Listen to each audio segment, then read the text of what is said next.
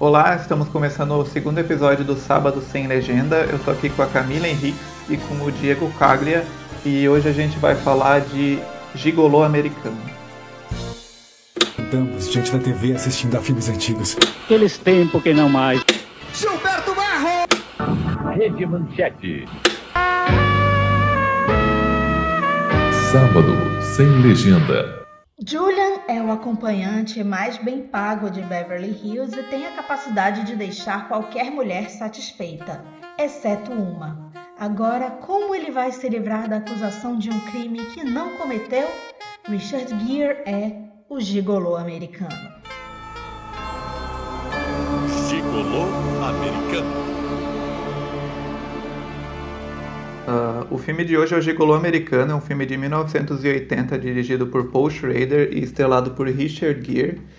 E é um filme que foi pioneiro de muitas formas, mas principalmente tendo um personagem masculino como um objeto sexual numa Hollywood que passava por muitas mudanças. Oi Camila, oi Diego, vocês já tinham assistido o filme, o que vocês acham? Sim, olá Vincent, olá Diego, olá todo mundo que está ouvindo. Já tinha visto há muito tempo, assim, e assim, tanto é que eu considero essa minha primeira vez assistindo mesmo, assim, porque as coisas vão fugindo, né, da memória.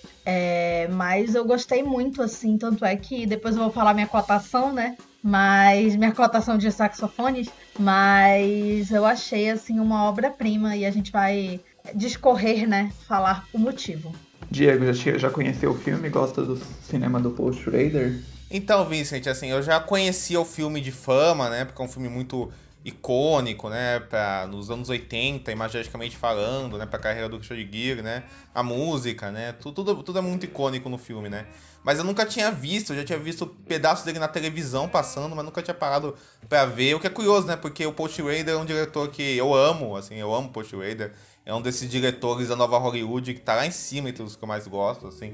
Amo demais ele, até acho ele subvalorizado, porque muita gente lembra dele mais por ser o roteirista de filmes que ficaram icônicos, né? Eu acho ele tão bom diretor quanto é roteirista, sabe? Eu acho que ele tem filmes que são tão obras-primas quanto qualquer Taxi Driver, também é um filme que eu sou fascinado também. Então eu amo o cinema dele, tem várias coisas que me fascinam muito.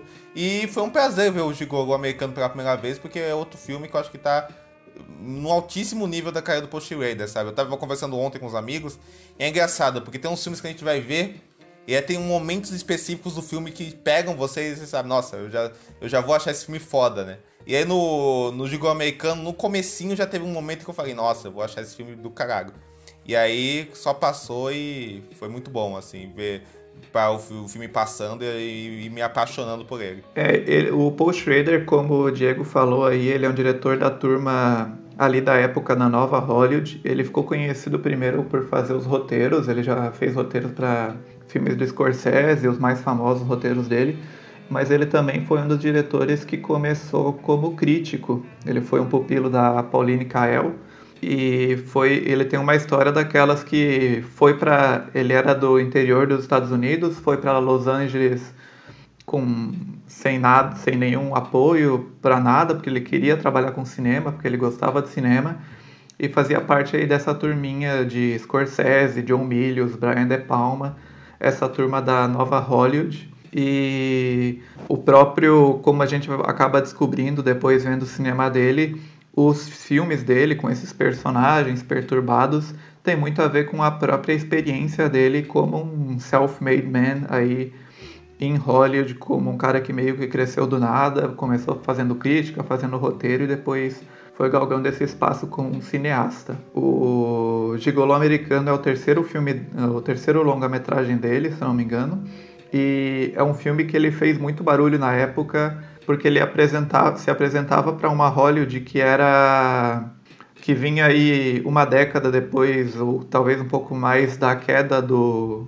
Código Reis de censura, e que começava a se libertar sexualmente. Então é um filme que ele tem muito essa ideia de ser um filme exploratório também nesse sentido, além de ser um filme, claro, que lida com o personagem de uma forma muito rica e de uma forma muitas camadas com esse personagem central. É um filme que também lida com essa exploração sexual e com todo o simbolismo que vem junto disso.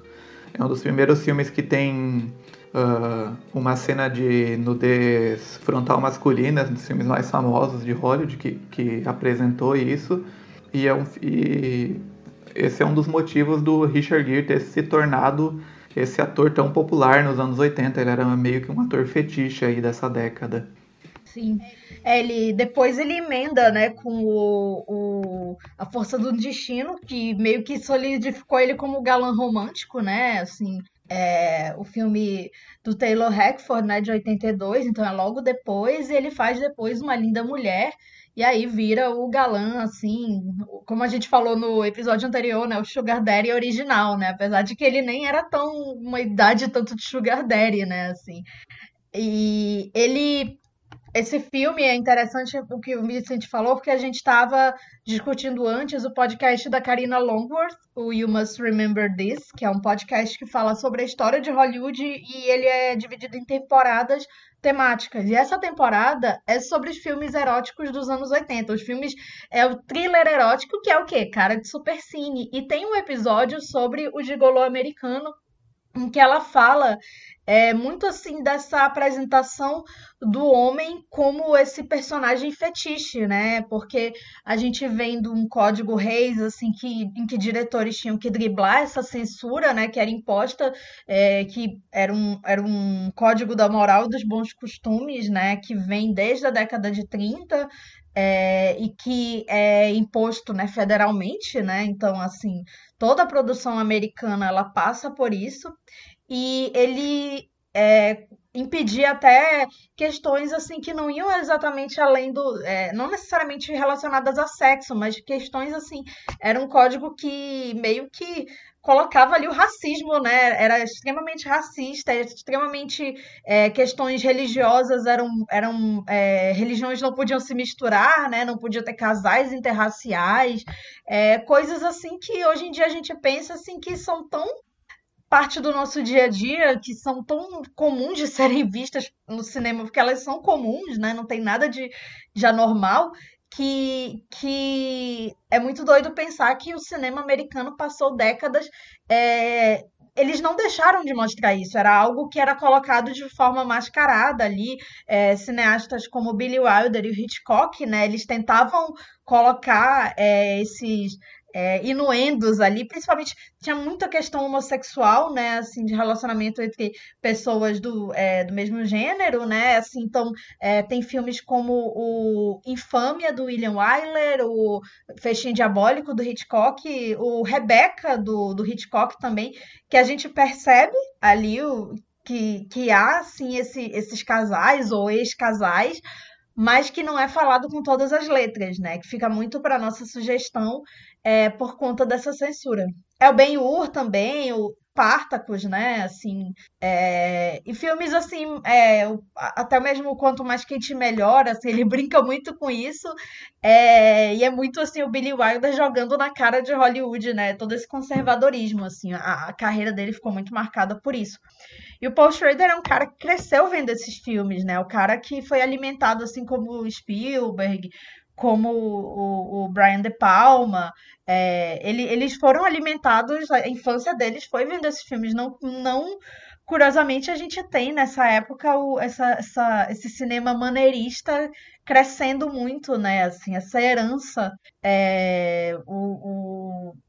desse cinema clássico, né? O Felipe Leão, o professor Felipe Leão, ele cita muito nessa teoria de que o Corpo que Cai é o filme divisor de águas da história do cinema, porque tudo que veio depois é uma herança disso, assim, de alguma forma faz essa referência ao que o Hitchcock coloca ali, que é muito doido, porque a gente pensa que O Corpo que Cai é um filme que passou muito batido ali, né? Ele ganhou um status, assim, a carreira do Hitchcock como um todo, né? A gente vai acabar falando eventualmente de Hitchcock muitas vezes aqui no podcast.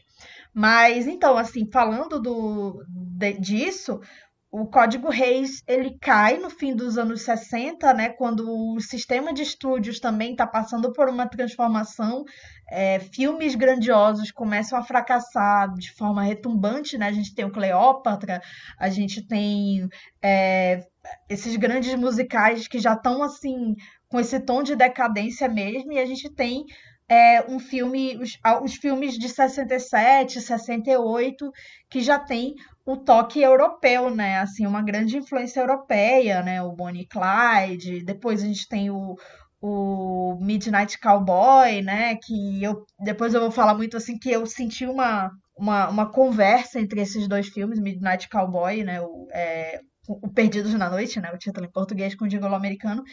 E aí a gente vê, né, como é que esse cinema começa a mostrar os corpos, assim. A gente tem nos anos 70, e a Karina Longworth fala muito no podcast dela sobre isso, né, essa ascensão da revista Playboy, né, e dos filmes pornôs dos anos 70, né, a gente tem o Garganta Profunda, né, que é um grande...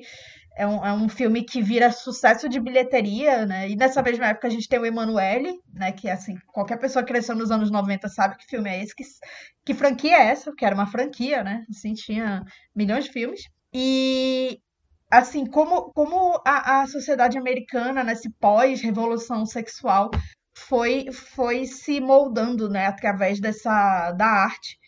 E aí a gente chega nesse ano emblemático, né, que é 1980, que a gente tem o fim da década de 70 e o início dos anos 80, essa decadência já da nova Hollywood, né, os filmes começam a dar lugar para os blockbusters, né, e o próprio Richard Gere, ele vem de filmes que eram muito queridos pela crítica, mas não eram grandes sucessos, e aí ele é colocado nesse lugar. Eu queria fazer um comentário sobre o Gere antes, porque ele vinha de alguns filmes, como a Camila falou, que não eram sucessos de bilheteria, mas eram filmes bem aclamados pela crítica. Pô, ele fez um dos primeiros filmes do Terence Mark, que é o Cidadão do Paraíso, que até hoje, pra mim, é o melhor filme do Terence Mark, assim, facilmente, assim.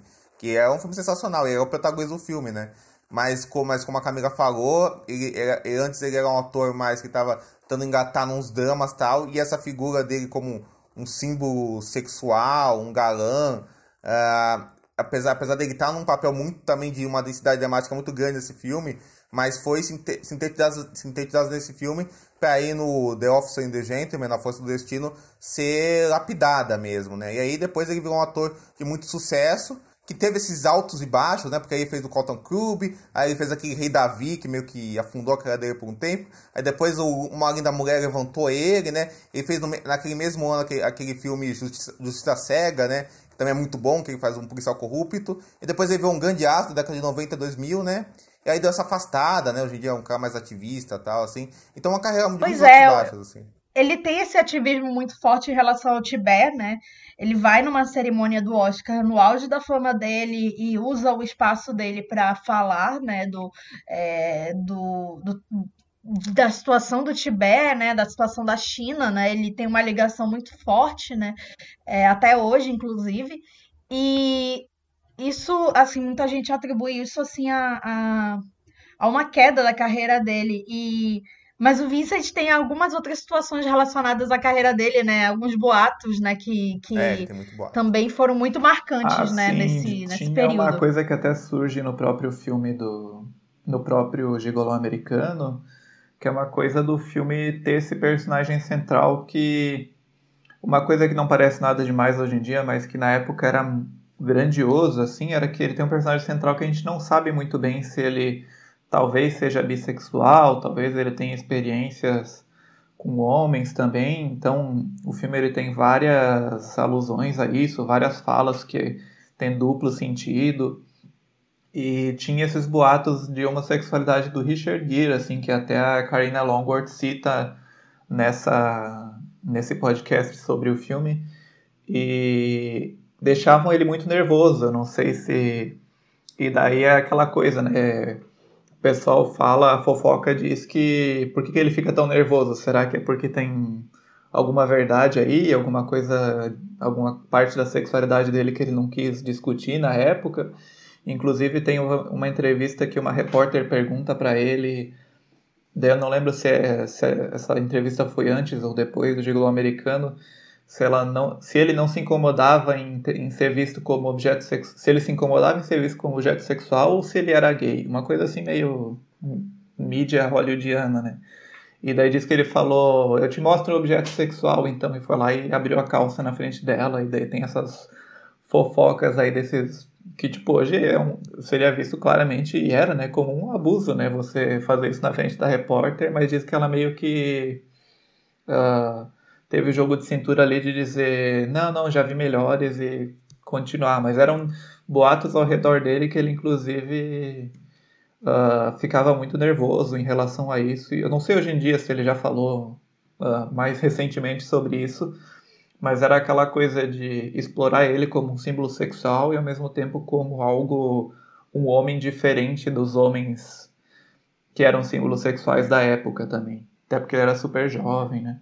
Tem um rumor muito famoso sobre ele, assim, que é, eu nem digo que acabou com a carreira dele, porque, assim, ele começou a aparecer nos anos 90, quando o Richard Gere era um dos galãs principais, assim, dos anos 90. Vale ressaltar, ele nunca foi indicado ao Oscar, talvez ele tenha chegado mais perto com Chicago. Ele ganhou o Globo de Ouro, né? Mas assim, nunca recebeu esse reconhecimento máximo da indústria, mas eu acho que é muito assim uma questão assim de azar mesmo, de não ter o projeto certo na hora certa, o ano do Chicago era muito competitivo e tal, enfim. Mas ele no início dos anos 90 começou-se um boato, né, muito famoso de que ele teria que ele teria sido internado com um hamster enfiado na parte traseira do corpo dele e ficou meio que um boato meio que conhecido de que o Stallone, porque eles tinham uma treta assim, bem conhecida, mas que o Stallone que teria iniciado esse boato. E que é muito doido, porque assim, você vê que galãs, eles costumam ser colocados esses boatos, né? Porque teve do Mário Gomes aqui no Brasil, né? Em relação da Cenoura, que foi o Daniel Filho que teria plantado esse boato, né? Por questão de ciúme dele com a mulher do Daniel Filho. Acho que era a Beth Paris, inclusive. É muito doido, assim, porque você vê que como a mídia queria meio que colocar o galã numa situação difícil, eles já achavam que colocá-lo nesse papel assim de questões sexuais consideradas bizarras ou de estar num relacionamento com uma pessoa, né, com um homem estar num relacionamento com outro homem, as pessoas consideravam isso, a mídia considerava isso como um grande escândalo, né, e talvez o Gere achasse que a carreira dele pudesse acabar por conta disso, né, é muito doido você ver a percepção da mídia com o galão macho alfa, né? É um sintoma que a gente falou antes, que o Código Reis condenava qualquer coisa que pudesse parecer homossexual ou fora do padrão ou algo assim, mas ainda assim, tipo, a gente percebe nesses boatos de mídia numa época que teoricamente era muito mais liberada, ali pós os protestos em São Francisco, pós Harvey Milk, ainda tinha isso como se o fato dele ser um homossexual enrustido fosse alguma falha de caráter dele ou algo assim, né? E isso tem muito a ver também com a própria biografia assim, pensando no filme, na biografia do Paul Schrader mesmo, que ele próprio também eu não saberia dizer se ele é queer ou se ele, sei lá, se ele é heterossexual, não sei o que, mas ele sempre lidou com esses personagens e sempre, até em entrevistas e tal, falou muito abertamente dessa confusão sexual, talvez, da própria vida dele, e tinham boatos ao redor dele. Tinha gente que dizia que ele era apaixonado pelo John Milius, que era um diretor da época, e tem essas coisas assim, dessa confusão sexual reprimida que eu acho que a gente percebe nos personagens que ele escreve, não só como nos filmes que ele dirige, mas até em filmes que ele escreve são sempre personagens que têm essa coisa meio metódica, meio... no próprio Gigolô Americano, o cara é meio que um alpinista social, e daí tinha boatos de que o Schrader, para crescer dentro de Hollywood, ele fazia essa coisa de conhecer gente famosa e transar com pessoas poderosas, e foi galgando esse espaço meio que o que se chama, né, em inglês de hustler, né, essa coisa de dar seu jeito. Então acho que isso se reflete muito nos personagens que ele escreve, o que ele dirige também. Assim, tem uma questão assim interessante, tem num texto quando os filmes completam alguma idade redonda, os jornalistas de lá de fora costumam fazer, né, oral history, né, entrevistar as pessoas envolvidas e contar, né, como o filme foi idealizado e tal. E tem um texto sobre o Gigolô Americano de 2020, ele saiu na Airmail, que eles é engraçado assim porque eles contam tudo isso e contam os boatos e tal e começam falando como a história chegou, né, ao Paul Schrader. E tinha um boato que é meio que plantado pelo James Toback, que era diretor e roteirista. Inclusive, é importante falar, James Toback foi um nome muito citado no Me Too. Ele foi acusado de coisas pesadíssimas de Foi um dos mais assédio citados, em relação né? assim, a Selma Blair, se eu não me engano, e outras atrizes relataram, assim, ele foi, junto com o Harvey Weinstein, ele foi um dos nomes mais citados naquela época. E ele conta que ele conheceu nos anos 70 um cara de 30 anos e tal, que era um gigolô, o nome dele seria Val. E aí ele contou a história para o Paul Schrader, e aí ele diz assim que o Paul Schrader se interessou pela história e pode ter plantado uma sementinha na cabeça dele. Só que o Paul Schrader nega isso, diz assim que o Julian não tem nenhum. Ele nunca pensou numa pessoa verdadeira, assim, pra criar esse personagem do Julian. E ele fala até na entrevista, assim, que o Julian não é tão gigolô quanto o Travis Bickle é um motorista de táxi, no Taxi Driver, né? Que é muito mais assim, o tipo de filme que ele gosta de fazer, que é sobre homens que vivem essa máscara que é a profissão deles, né? Assim, que tem, como o Vincent falou, e é muito uma herança do Bresson, né? Dessa coisa assim de viver de uma forma metódica, né? Esse personagem, o Julie, a gente vai falar, ele tem ele tem rituais ali que a gente vai ver reverberar até no Card Counter, que será discutido em breve, inclusive no podcast, já um spoiler, que é o filme mais recente do Paul Schrader, que também tem um personagem que usa a função dele atual, a profissão dele. Não sei nem se seria uma profissão no caso dele, né? A gente vai falar mais pra frente sobre o filme, mais pra frente daqui a alguns programas, mas de usar, de ser a profissão dele no momento, de ser a função dele, de ter esses rituais, assim. No caso do Card Counter é de pegar os quartos de hotéis e colocar lençol, né, prender tudo, assim, como se, assim, o que esse cara vai fazer? E no caso do gigolô americano é com as roupas dele, né? Que é o que é a máscara É o dele. A máscara consumo como um social dele é a todo, né? roupa. Essa coisa a vida em Beverly Hills, o consumismo, anos 80. Acho que é um filme que ele que explora muito isso, assim. Algumas coisas antes da gente entrar no filme em si. Esse é o primeiro filme de uma trilogia informal do Schrader, que seria uma trilogia sobre o homem solitário, entre aspas, que tem junto o filme O Dono da Noite, de 92, que é William Dafoe, e o terceiro seria O Acompanhante, de 2007, que tem Woody Harrelson.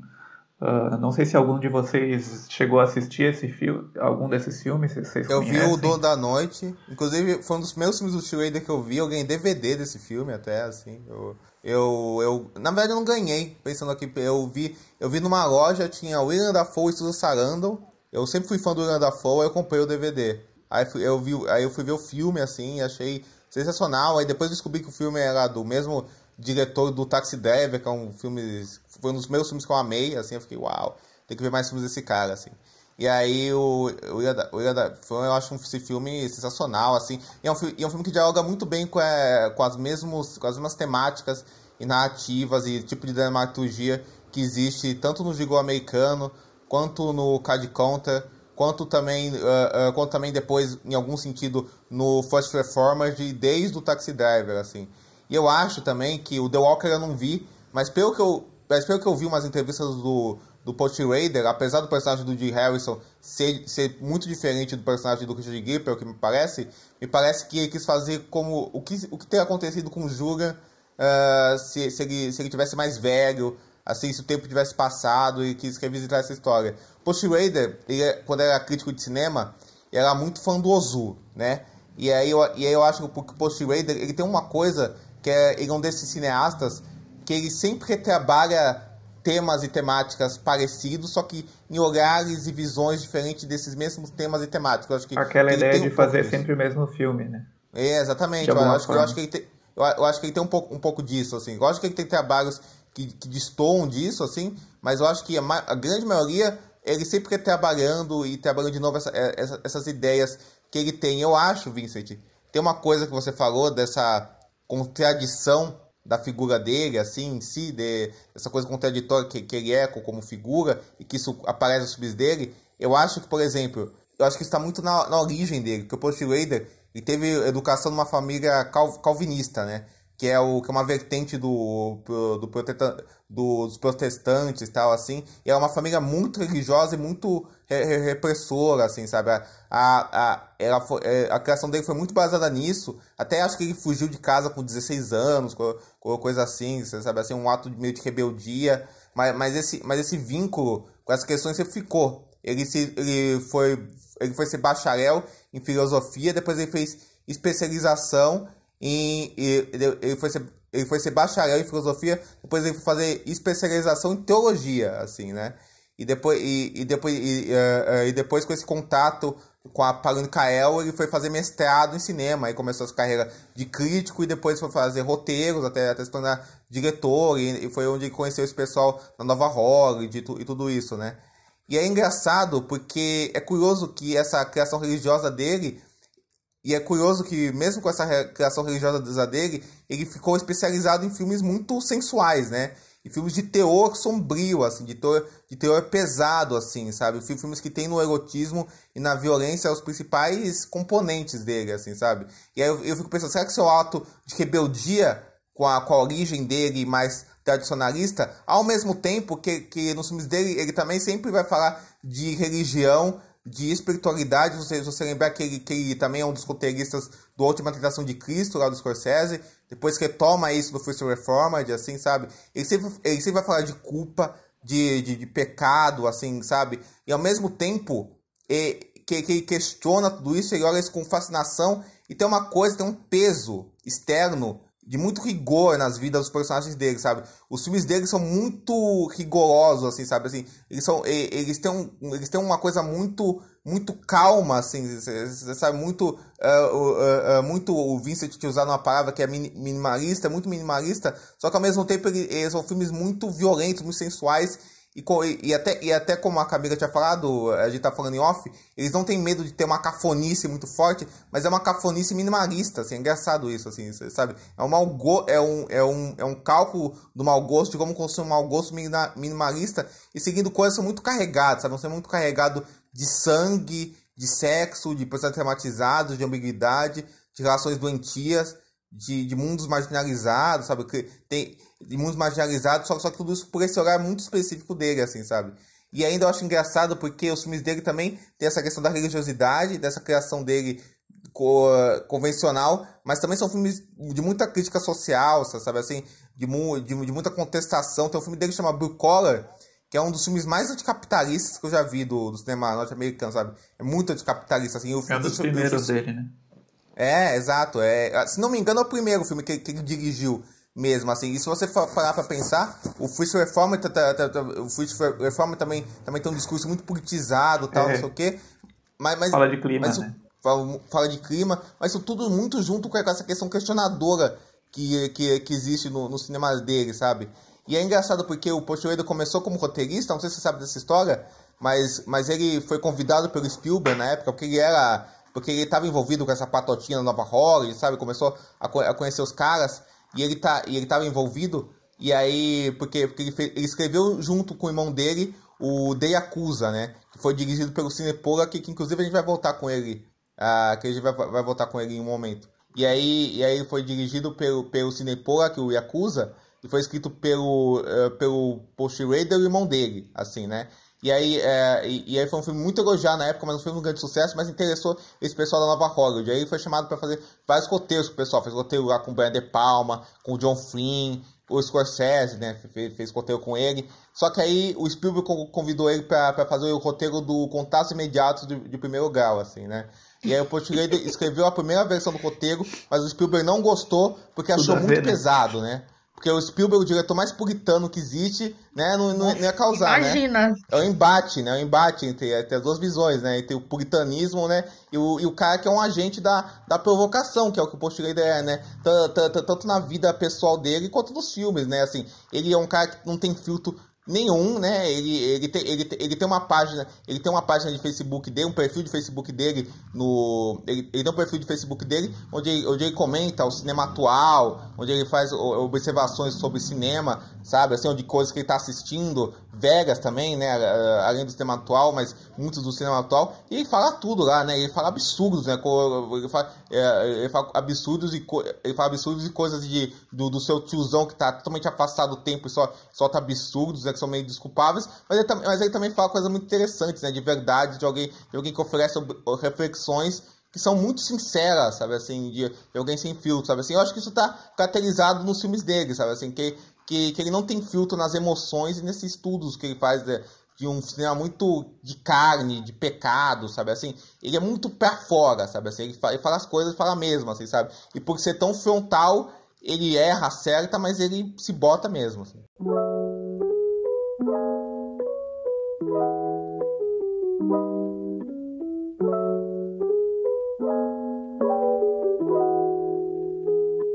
Saiu uma notícia agora recente que ele vai receber um prêmio honorário em Veneza esse ano, assim, só pra colocar, porque o Paul Schrader, ele é, como o Jack falou, ele é um cineasta que dá pra considerá-lo subestimado, porque além dele não estar nesse...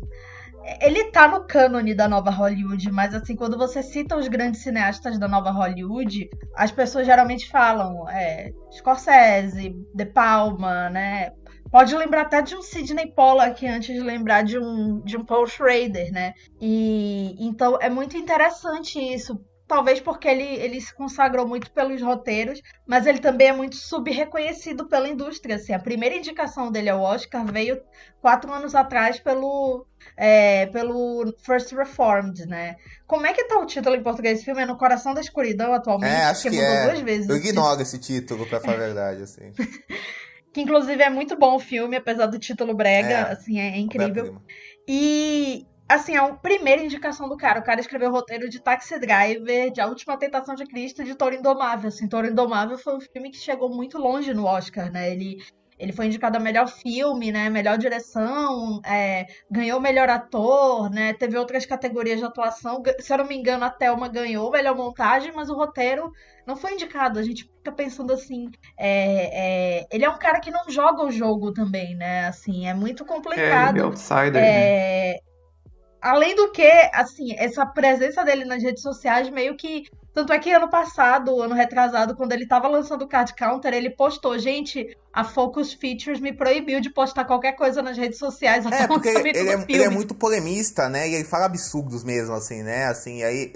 não, ele fala que tem que perdoar o Kevin Spacey. Não, ele fala absurdos, né? Ele fala coisas daquele tiozão que tá perdido no tempo, sabe? Assim, ele fala uns absurdos grandes, assim. E, ao mesmo tempo que ele fala coisas muito interessantes também, de algumas reflexões que ele tem, assim. De política, né? Ele é um provocador, né? Assim. Ele é um cara...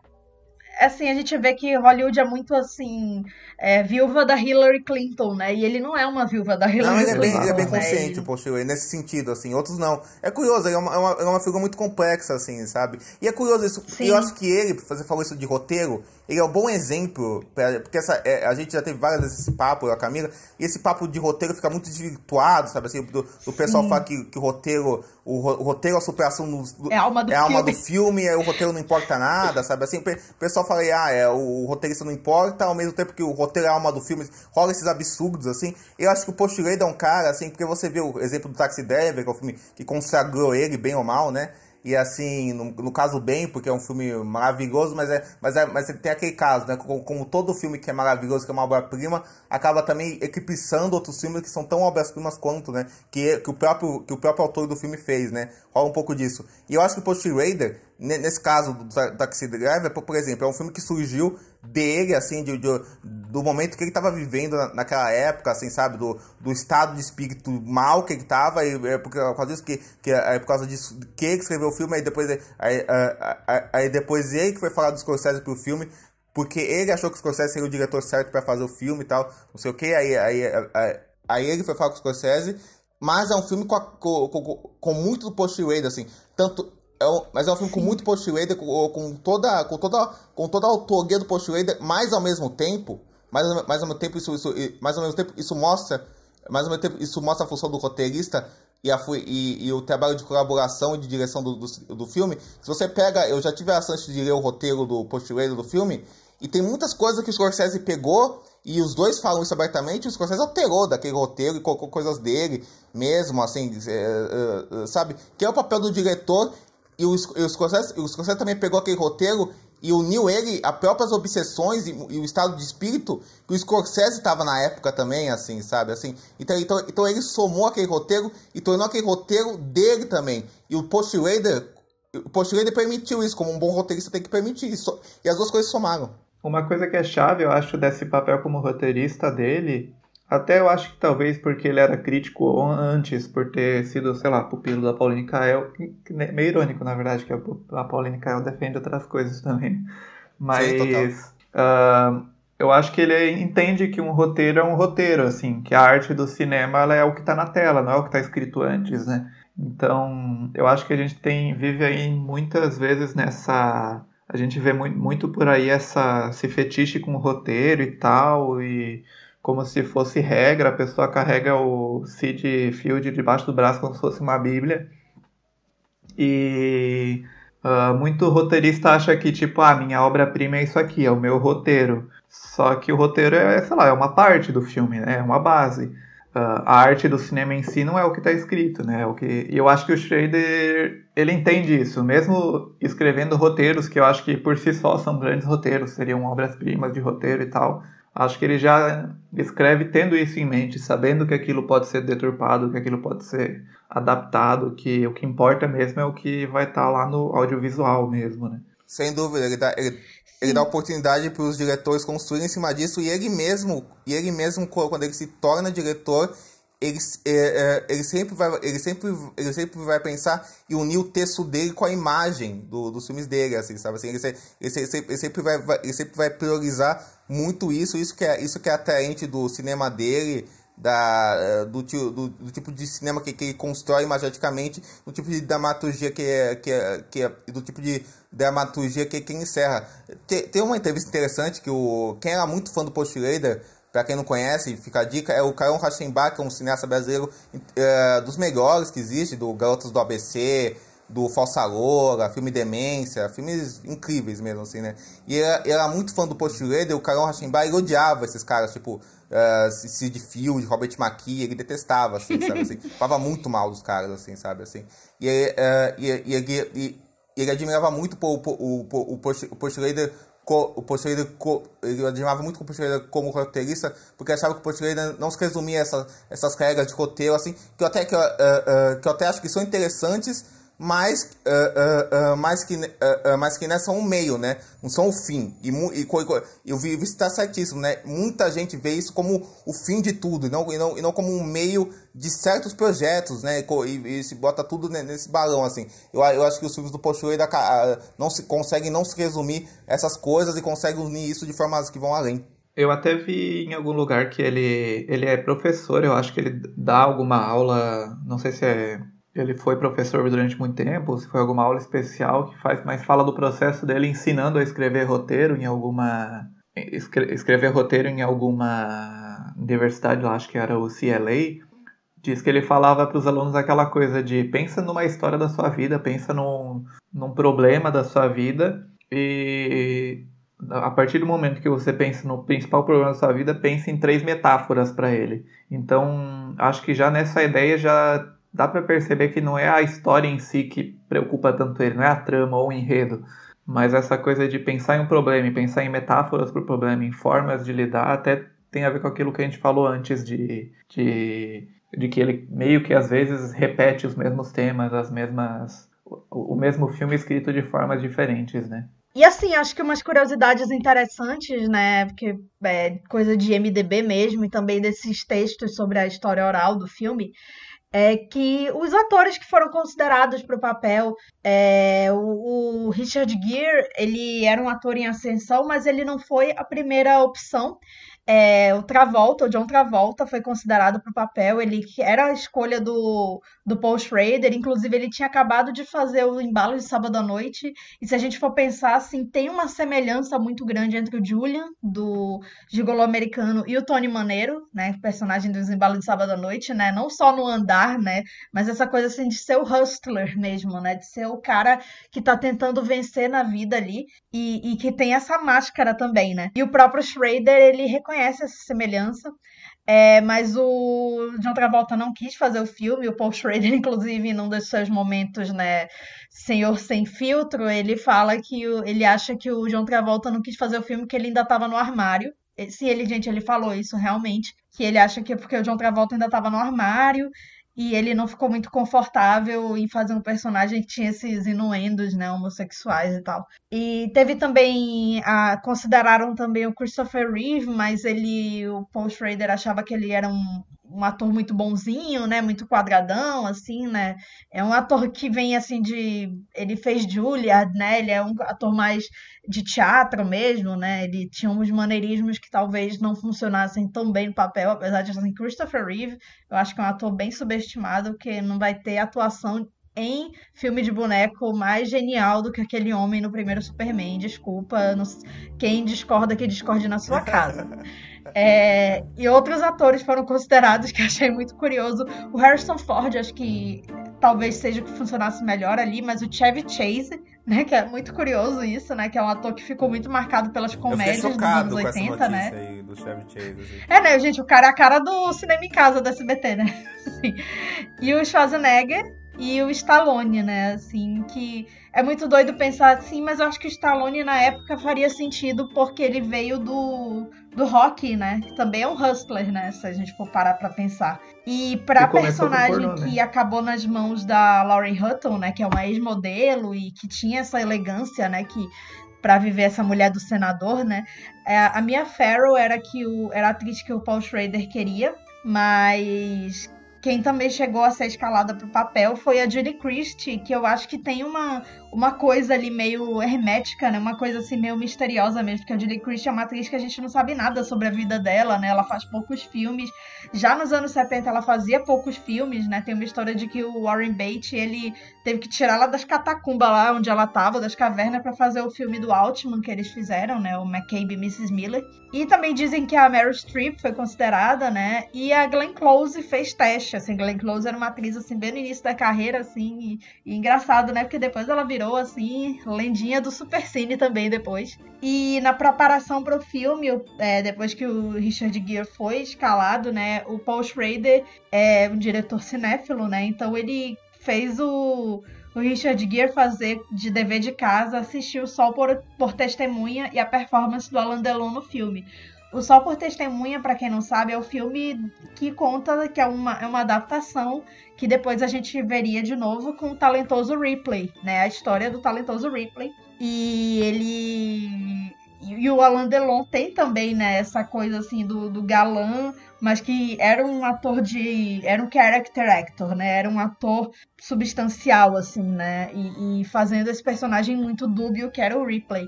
E só para uma curiosidade, assim, que vai ter uma série do Showtime que vai ser lançada com o Jon Bernthal, né? Que ele é algum super-herói, ele é o Punisher, não sei o que ele faz, assim. Uhum. Ele é Punisher, né? Assim, gente, desculpa, isso, ele é o Justiceiro, exatamente, mas é isso mesmo. O Justiceiro. E ele tá também no filme lá, o King Richard, né? Ele é o treinador Ele tá nessa série nova do David Simon também, que eu falei semana passada. Ele tá num monte de coisa. Os policiais corruptos lá. Ele é character actor também, né? E E ele vai fazer o Julie, né? O personagem do Richard Gere. E parece que vai ser uma série que vai ser ambientada alguns anos depois, assim. Rolou um boato de que ia ter um remake, né? Em 2016, mas até agora não. E acho que vai ser interessante ver essa série. Quem vai fazer a personagem da Lauren Hutton vai ser a Gretchen Mol, que é uma atriz, assim, tá um pouco sumida, né? Sou fã. Então vai ser interessante ver isso. É uma série do Showtime. E o Showtime faz coisas, assim, bem... séries muito galgadas em personagens, assim, de construção de personagens mesmo. Acho que talvez seja a rede que mais se aproxima da HBO, assim, qualidade de séries, assim, se a gente for parar, assim, sem citar os streamings também, né, que aí é complicado. O que eu gosto da Showtime Mas é é que tem umas interessante coisas isso, né? meio vulgares, né, na Showtime também, né? Aquela coisa sisuda da Sim, HBO e tal. Tem uma série. sim. Mas é estranha a escolha do John Bernthal, não é, sei lá, não é o ator que eu escolheria para ser o Julian hoje em dia. Acho ele meio, sei lá. Não que eu não ache ele Assim, bom, eu acho que eu mas. escolheria alguém com... Eu não sei, assim, eu tô curiosa pra ver, porque eu acho que é uma história que vai funcionar muito bem É, na linguagem de série, se for série limitada, principalmente, Consigo né? ver funcionando em uma Mas, linguagem de série, assim. É que se a intenção dele é fazer um Julian, sei lá, um pouco mais velho, porque o Julian me lembra esses atores tipo, sei lá, tipo Robert Pattinson, uma coisa meio assim, exato. sabe? Assim, caraca, o Robert Pattinson ia caber, assim, que o Robert Pattinson sabe assim, é o meio Robert Pattinson Cronenbergiano, no né? Cosmópolis, Bellamy, essas coisas, assim. Assim, acho que rolaria, assim, o Robert Pattinson, assim, no Batman, né? Se, Assim, se essa fosse, vibe, se, assim. fosse, se fosse nos anos 90, o jogo americano, quem faria ele seria um James Spader da vida, um desses caras, assim. Sim, Jude sim. Law, nos anos 2000, uma coisa assim, sabe? Assim. O Jude Law. O Jude Law, ele foi o gigolô do AI, né? Esqueci o nome do personagem dele no AI, mas era o O gigolô, né? robô, sensacional, sim, com certeza. Exatamente. Julia, não começa. Olha, se você quer meio a meio, procure o Mike, um dos garotos que você gosta tanto. Não, nada feito. Não tem negócio se não for meio a meio. Você já me exclui se houver repeteco. O que é justo? Apenas justo. Não é justo, Julia.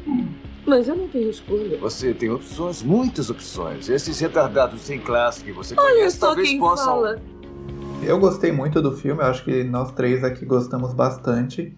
Mas é um filme que na época ele apanhou muito da crítica, pelo que eu dei uma pesquisada assim, e muito porque, talvez por causa dessa ideia clássica de narrativa, por ser um filme que era de uma Hollywood que estava mudando aí, então muita gente falava que ele era um personagem que não dá, o personagem central do Julian, que é um gigolô, né, um garoto de programa, que não é um personagem que dá pra gente se aproximar dele, que ele é imoral, então muitas críticas iam pra esse lado, assim, de dizer que era um personagem, sei lá, pervertido ou algo assim, e que isso era negativo pra Hollywood, ou de qualquer, pra arte, ou alguma coisa do tipo, assim.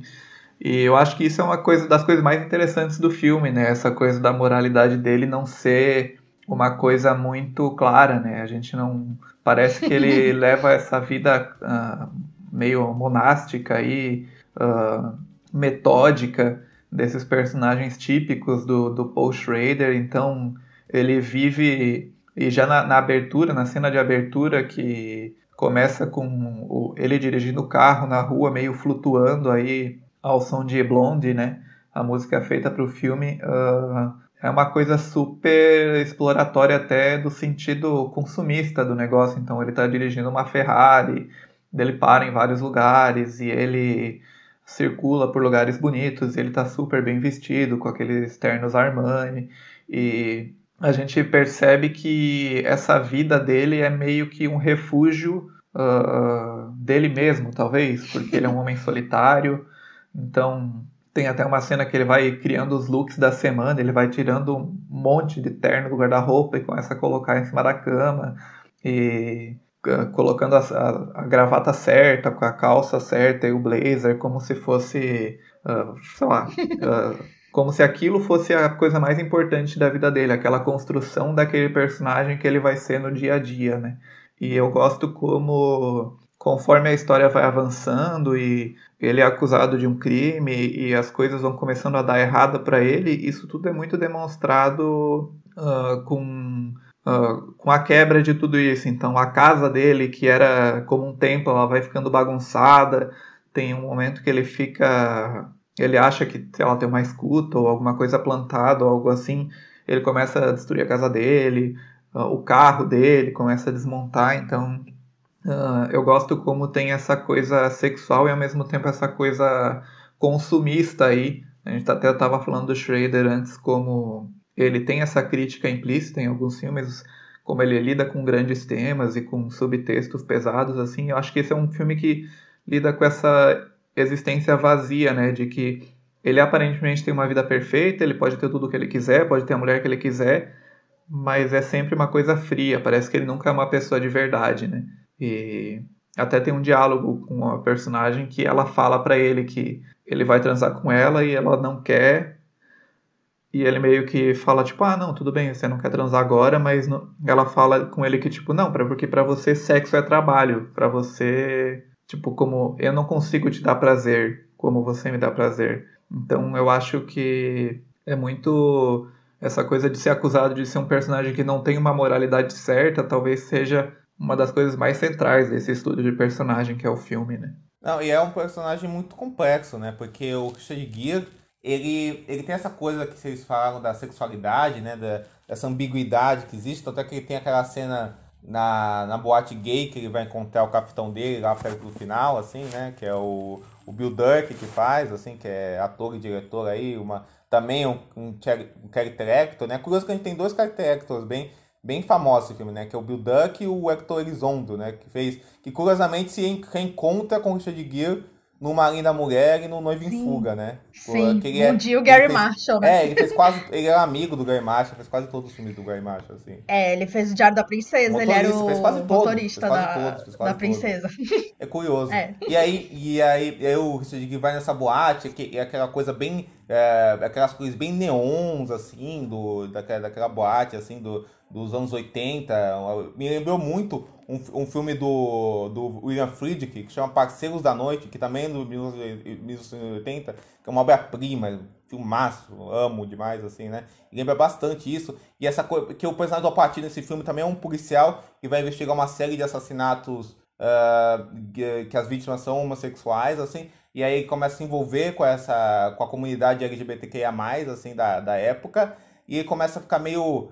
Ao mesmo tempo que ele sente uma repulsa meio homofóbica dessa comunidade, ele se sente atraído por ela e tem um final muito ambíguo e assustador nesse sentido das possibilidades pro personagem do Al Pacino. E aqui eu acho que rola isso também, porque ao mesmo tempo o personagem do Richard Gere existe essa ambiguidade, mas ele sempre... É engraçado o Vincent falar que o Richard Gere nas entrevistas ficava com o pé, ficava na defensiva, né? Quando isso é falado, porque o personagem dele, o Julian, fica na defensiva também, né?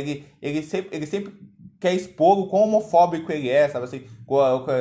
Que ele não quer nenhum envolvimento com isso, sabe assim? Que ele não faz programas com homens, que ele não faz programas com casais, que é só mulheres, mesmo assim.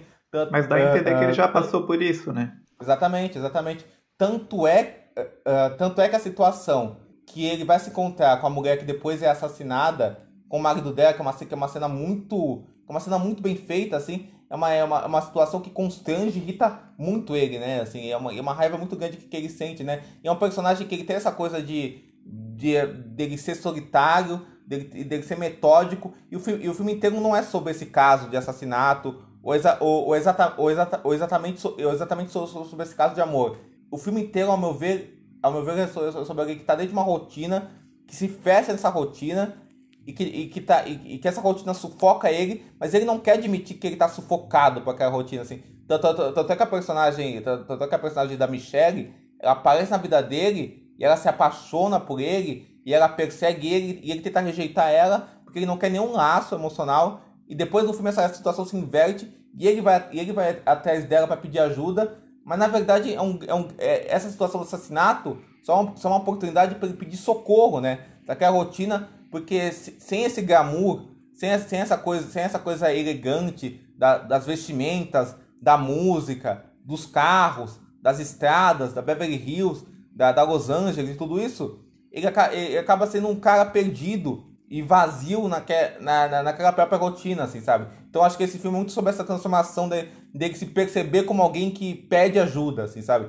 Como alguém que rejeita o outro, que quer uma distância do outro até o momento que ele se deixa envolver pelo outro, assim, sabe? E é engraçado porque o filme não é um filme de romance, mas ao mesmo tempo é um romance tratado com distância, porque o personagem requer essa distância, né? E assim, se a gente for pensar nos elementos do filme, como esse filme ele se coloca, tem elementos assim que me chamam muito a atenção. Primeiro, é maravilhoso que o Schrader, ele tá amando também a cidade. Aquele cara, ele é um amante da cidade, né? Ele é um cara... Tanto é que é muito...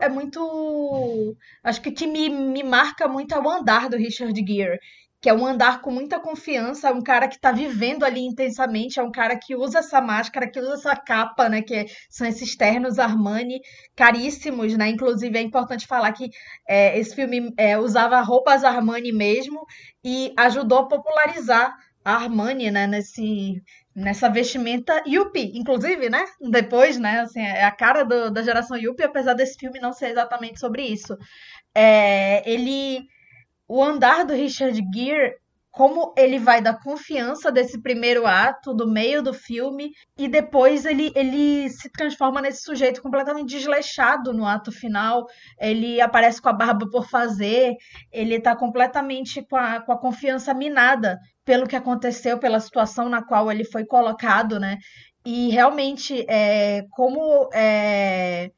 a gente não precisa saber a história pregressa do personagem. A gente não precisa saber de onde ele veio, por que ele foi parar naquela vida, se ele é dali mesmo, né? Porque ele tomou a cidade mesmo. O filme já desde o início ele coloca o Richard Gere como essa figura, né? A gente já começa o filme com essa trilha do Jorge Moroder, que é maravilhosa. Assim, eu acho... Não consegui encontrar se houve alguma desclassificação em relação a Oscar ou nada, porque a trilha chegou a ser indicada a Globo de Ouro, tanto a música do Blonde quanto a trilha instrumental, né?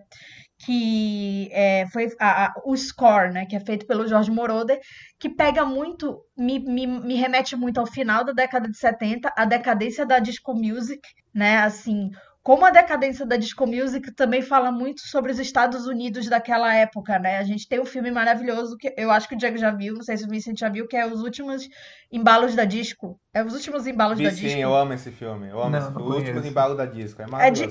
Se passa nessa época mesmo, só que em Nova York, e mostra a disco music como esse ponto de decadência social ali, o fim, né?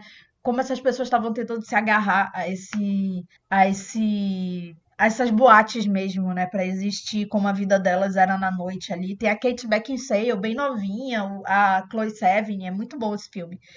E acho que é de 98, ele até entrou naquela lista dos anos 90 que várias pessoas fizeram, né? Eu fiquei muito feliz de ver esse filme na lista, porque ele é meio esquecido.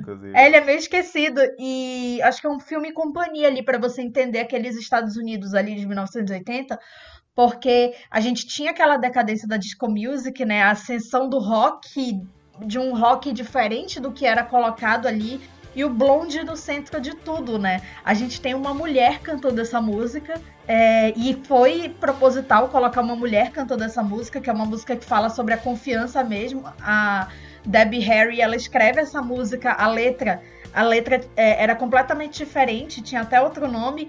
E aí ela coloca, ela já foi pensando, ela viu o início do filme e ela já foi pensando assim, como seria esse personagem falando, né? Que é Call Me With... Eu acho maravilhosa. Pra mim é uma trilha assim que você ouve e você se coloca naquele lugar ali, assim, que é maravilhoso. E tem essa coisa assim de como essa música, ela espelha a trilha instrumental do Jorge Moroder ao longo do filme, né? Mesmo quando a música não tá tocando, a gente ouve aquele riffzinho, né? Aquele... assim, é maravilhoso. Era uma trilha que já estava composta por ele, né? Ele faz essa trilha já, inclusive pensando que seria Stevie Nicks cantando, mas ela tinha outros compromissos, né? Com o disco solo dela, se eu não me engano. Mas eu gosto muito da escolha da Debbie Harry, porque o Blonde é um rock muito próprio daquela época, né? Um rock meio disco music. A Debbie Harry, ela era um símbolo sexual também, né? Ela era muito a cara daquela época. Stevie Nicks também, eu amo Stevie Nicks, amo o Fleetwood Mac, mas eu gosto muito dessa escolha do Blonde, de ser esse rock com sintetizadores e de combinar muito com ele dirigindo, né? Aquela cidade, aquelas estradas ali, né? E o carrão dele, assim, você sente aquele padrão de vida dele, né? E é como se fosse o Schrader, ele fala assim que o Giorgio Moroder, ele ali naquele momento ele fez o som da Nova Los Angeles, naquele momento ali, quando ele faz essa música, que era exatamente o que ele queria colocar. E tem outros pontos assim que eu acho muito interessante, porque a cidade ela vira um personagem mesmo. A gente vê ali pontos daquela cidade, assim, a loja de vinis, o pôster do Guerreiros do Bairro Proibido, né? O The Warriors, né? Ali, que vira assim. Sim, nossa, que fica em 79, né? E como o pôster ali com aquele X ali já revela ali o que o personagem vai passar, né? Assim, uma decadência que vai acontecer. E como a gente vê esse filme, o que é um clássico do cinema do Schrader, que é o personagem dirigindo. O personagem dirigindo à noite, né? Com aqueles tons de neon, né? Assim, que a gente vê que Drive tentou emular, assim, descaradamente, né? Assim, Drive remete muito a Taxi Driver, claro, né? Você pensa em Driver, você pensa em Taxi Driver, né? Nos filmes do Michael Mann também. Mas eu penso muito no Gigolô Americano também, porque é um personagem que também usa a profissão como máscara, né? E talvez, assim, o Ryan Gosling pudesse fazer esse personagem. Agora eu tô pensando, assim, que... Não, total, ele tem cara de quem poderia fazer o Julian. Totalmente, assim. Você falou do Michael Mann. Eu peguei o Michael Mann, assim, do roteiro do Vincent, que o Vincent citou o Michael Mann também, então... Que a primeira cena lembra um pouco, né? Eu fiquei chocado quando eu vi o nome do Jerry Bruckheimer. Gente, o cara que fez Piratas do Caribe, né? Faz o filme do Michael Bay, né? Ele é produtor do filme. E no ano seguinte ele fez o Profissão Ladrão, o Tiff, né? Que ele também produziu, que foi o primeiro filme pra cinema do Michael Mann. Não, o Michael Mann já tinha feito telefilme e tal, mas foi o primeiro filme pra cinema do Michael Mann. O Jerry Bruckheimer ele começou, né, como um diretor mais independente, até ser sinônimo de arrasa quarteirões, né? Desde a época do Flashdance, Top Gun, até chegar lá nos filmes do Michael Bay, do Piratas do Caribe. Ele é sinônimo de Piratas do Caribe hoje em dia, assim, né? Hoje em dia eu não sei, né, como é que vai ser agora, mas hoje, exatamente. Né? Hoje em dia ele já tá meio sumido. Nadando nos bilhões dele, né? Se uma pessoa que ganhou dinheiro, tem esse cara. Já ganhou muito dinheiro, né? Voltará esse ano com Maverick. É verdade. Exatamente. Verdade. Uma coisa que essa cena do carro, do início, eu acho que ela resume muito o filme, e ela também resume o jeito de dirigir do Paul Schrader mesmo. A forma como ele dirige as cenas, porque até... Eu vou anotando as coisas assim, a caneta mesmo, logo depois que eu termino os filmes, assim, e eu tenho dificuldade em, às vezes, entender o que eu quis dizer, mas tem uma coisa que eu anotei, assim, eu até coloquei no roteiro, que ele é um pervertido minimalista, né, o Paul Schrader. Então, eu acho que minimalista, eu acho nesse sentido muito, ele até como fã do Bresson e como fã de outros diretores europeus, assim, é um cara que entende muito do poder das imagens e tal, e do poder do plano, então ele constrói muita coisa com quase nada, assim. A Camila citou essa cena do Warriors, onde só o fato dele puxar o cara que estava seguindo ele para um cantinho já enquadra aquilo, e aquele plano fica enquadrado e tem muitas camadas, muitas coisas acontecendo a partir disso, e nessa própria cena dele dirigindo... Me chamou muita atenção, agora foi uma revisão, né? Eu já tinha assistido esse filme há algum tempo, mas me chamou muita atenção que ele tá dirigindo, né, naquela estrada perfeita, ensolarada, na beira da praia, sei lá, em Los Angeles, só que o carro tá com a capota aberta, só que a parte de cima do retrovisor meio que tá fazendo uma sombra, e a sombra tá exatamente nos olhos dele, então meio que cria esse simbolismo desse cara que é tipo um boneco, assim, simbólico e tal. E voltando até um pouco sobre essa questão da moda, dos ternos Armani, do consumismo, uma coisa que de bastidores assim que eu ouvi em algum lugar, ou que eu li em algum lugar, foi que ele assistiu o filme do Bertolucci, O Conformista, e dali ele ficou encantado com o visual do filme, com com esse tipo de coisa mesmo, de direção de arte, e ele chamou um italiano que é o Ferdinando Scarfiotti, que é um cara que ele não é o designer de produção do Gigolô americano, mas é o cara que é o analista visual, não lembro muito bem o cargo que ele está descrito nos créditos, mas é o cara que foi construir essa visualidade do filme, construir esse consumismo nos 80 aí, dos ternos aos cenários, as coisas que ele usa. Então é um filme que você parar em qualquer cena tem muita coisa ali, né? Desde um quadro na parede até a forma como os espaços são decorados. Então é um filme que ele se mostra muito a partir dessa visualidade dele também, né? Eu acho que é um filme que tem uma das mise-en-scènes mais cuidadosas da carreira do Schrader, assim, porque desde o começo eu fiquei bem impressionado com isso. A movimentação da câmera, como a movimentação da câmera é tão presente no filme, mas tão suave, sabe? Assim, é uma câmera que anda lentamente pelo Richard Gere, caminha para ele, assim, tá sempre se movendo para ele, assim, ele denota bem a movimentação da câmera que tá acontecendo, mas de uma forma lenta, suave, assim. Tem uma cena espetacular que é a primeira cena de sexo do Julian e da Michelle, que eles se encontram, eles fazem sexo, a gente não vê o sexo, né? E depois começa uma cena no apartamento do Richard Gere, um tempo depois, a câmera andando pela sala do apartamento do Richard Gere, a câmera andando pelo quarto do Richard Gere, chegando na cama e tá os dois na cama. E a gente só ouvindo o Richard Gere, falando ao telefone, e a gente tá pensando que ele tá falando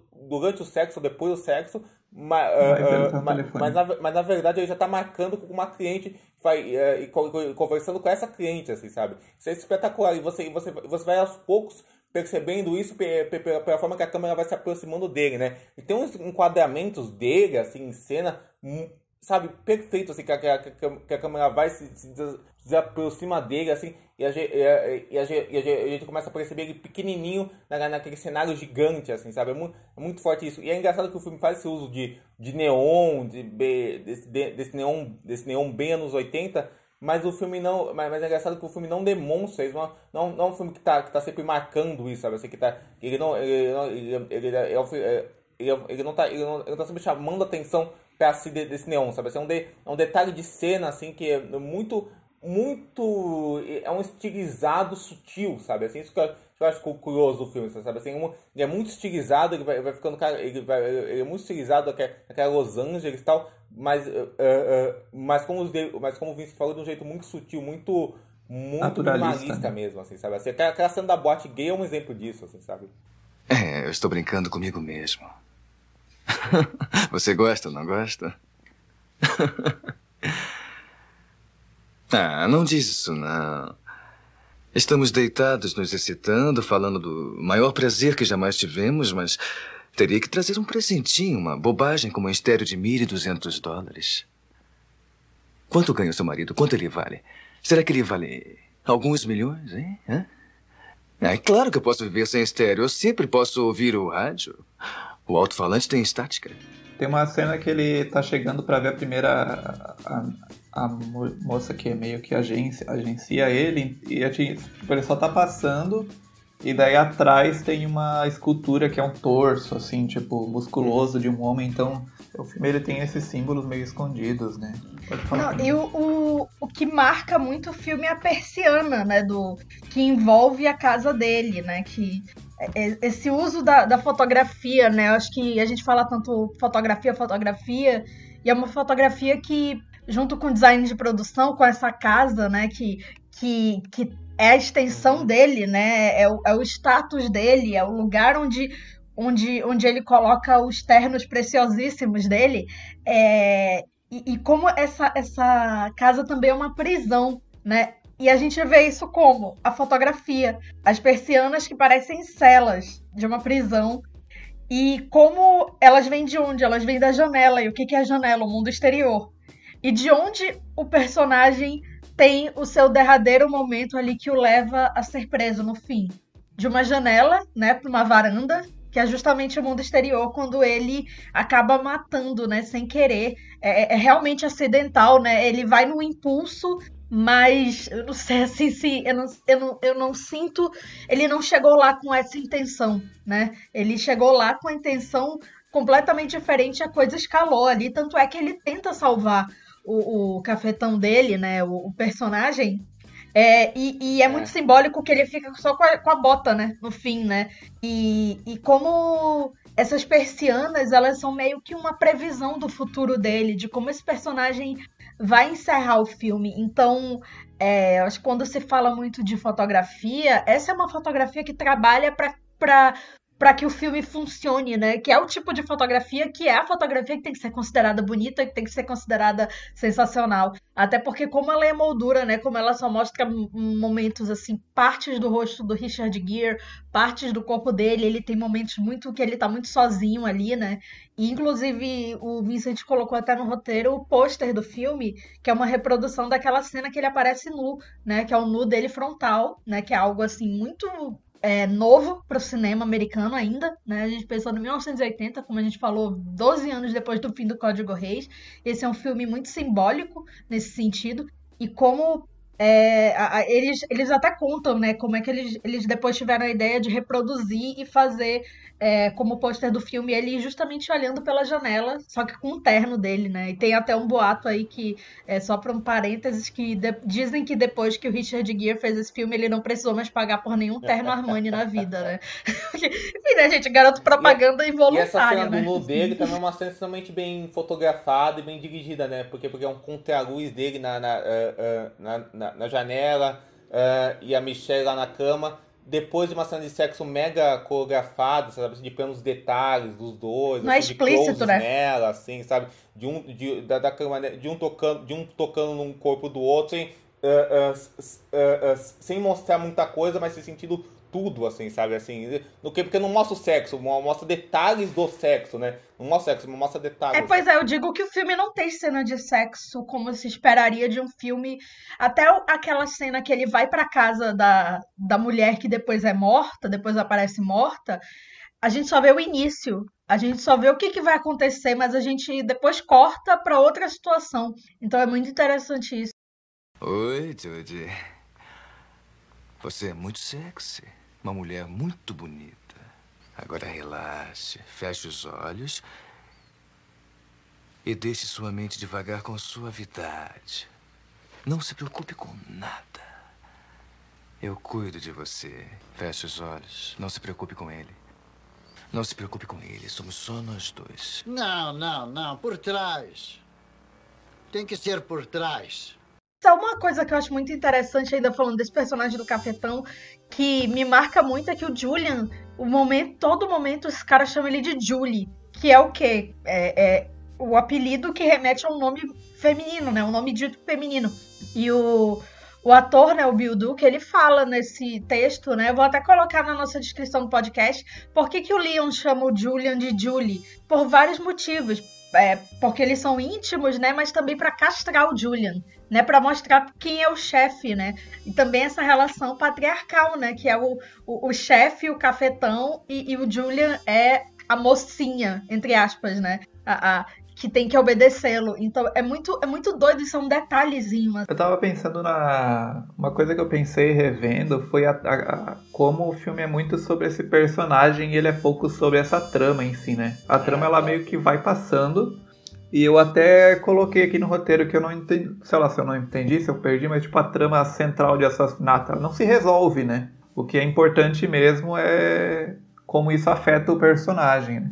A gente nunca acaba sabendo quem matou, na verdade, assim, e não existe nenhuma trama de investigação de uma luta para descobrir quem matou aquela pessoa, assim, sabe? Isso é totalmente diferente pro filme, né? Eu acho que essa trama de assassinato é só para despertar algo no Julian que leva ele para aquela situação de decadência, assim, e naquela situação de percepção sobre a vida dele e do estado de vida que ele estava até então, assim, que ele está agora, que na decadência ele meio que abre os olhos, sabe assim? E é muito engraçado porque o Schrader tem uma entrevista dele, que ele diz que ele considera que o roteiro que ele diz que ele considera que o roteiro está muito mais ligado à criação de causos do que com literatura, sabe assim, que é na contação de causas do que com literatura em si, sabe assim.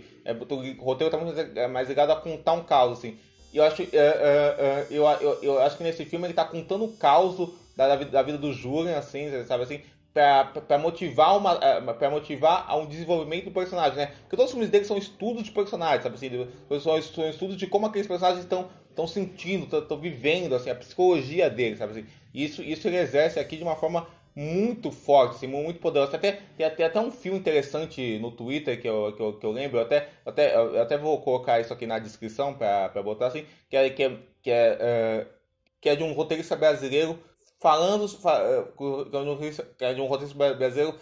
sobre esse método de escrita do Pochureiro que o Pochureiro tem, assim, sabe? Que é muito interessante. Eu acho que nesse filme se reflete muito também pela interpretação do Richard Gere, né? Porque a gente tinha falado no podcast passado que realmente não é um ator de mega camadas, assim, tal. Mas nesse filme eu acho que é o papel da vida dele. Eu acho ele perfeito, sabe? Maravilhoso. Ele é o filme, né? Ele é uma série no filme, né? Porque ele consegue ser essa figura elegante, sexual, que dá atração, que dá tesão, que causa fascinação, sabe assim? Ele consegue ser essa figura, mas ao mesmo tempo ele consegue ser essa figura solitária, desconfortável e que tem essa atuação muito física, como a Camila falou, que vai decaindo com a barba por fazer, desajeitado, tudo isso, desesperado, até o momento que chega a cena final, que ele finalmente se abre e a parte vulnerável dele salta pra fora de vez, assim, sabe? Ouviu a respeito do caso Heinemann? Não se fala em outra coisa. Os tiras andam aborrecendo o tempo inteiro. Eles estão querendo me acusar, Leon. Todo mundo também, Julian. Posso precisar de sua ajuda. Eu não tenho álibi. Foi você que me mandou lá. Precisa de mim? Preciso. Vou ver o que posso fazer. É muito trágico, né? Porque ele se esconde nessa disciplina dele. Porque ele é um personagem, tipo, tem a vida perfeita, né? Bonito, habilidoso, inteligente. Tem até uma coisa que é meio que subtrama, que ele tá aprendendo sueco, porque ele vai receber uma cliente sueca que vai chegar eventualmente. E no um final... cara muito safo, né? Sim. Ele é muito safo, né? E daí no final ele até, tipo, sei lá, a vida dele vira tanto de ponta cabeça que ele até esquece e tal. Era tipo um negócio que ele tava se preparando, né? E tal. E essa coisa da vida dele virando de cabeça pra baixo é uma coisa que, como falou ali, a trama de assassinato, que é do que ele está sendo acusado, não se resolve, não vai pra lugar nenhum, mas o que acontece, que faz com que tudo aconteça de errado pra ele, é uma coisa que vem não porque alguém fez aquilo pra ele, mas vem do desespero dele de tentar manter aquilo e acaba se destruindo por causa disso, né? Então, só o fato dele ter ficado paranoico e ido atrás do que quer que tenha sido plantado no carro dele, na casa dele, ele começa a destruir todos aqueles objetos que ele amava e que eram importantes para ele. E a própria forma como no final, a cena quando ele vai confrontar o Bill Duke, o fato dele ir lá tentar se desvencilhar disso é o que coloca ele na situação no final das contas, né? Então, é meio que uma profecia autorrealizada, uma coisa assim. O desespero da culpa coloca ele como um culpado, na verdade, né? Assim, pra se livrar da culpa, né? Assim, né? Assim, é um conto bem trágico, mesmo, sabe? Quase uma coisa fábula, meio Kafka, assim, é uma coisa bem nessa pegada mesmo. E eu penso muito na relação desse filme com o que veio antes, né? Eu reassisti o Midnight Cowboy, o Perdidos na Noite, um tempo atrás, umas semanas atrás, e que é um filme que, como eu falei no início, ele vem logo após o fim do Código Reis, é o primeiro filme com essa censura mais alta a ganhar o Oscar de melhor filme, que eu acho chocante, não porque o filme é ruim, o filme é uma obra-prima, justamente porque é um filme, assim, que eu fico pensando que a Hollywood de 69 venerou e votou, né, como melhor filme do ano, é muito doido pensar isso.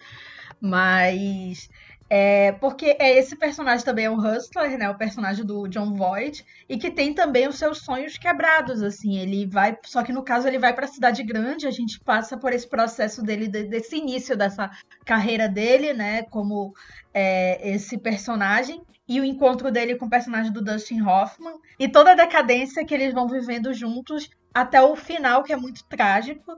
E é muito assim, meio que fica um ponto ali, o que vai acontecer com esse cara depois? A gente não precisa saber, mas a gente fica pensando.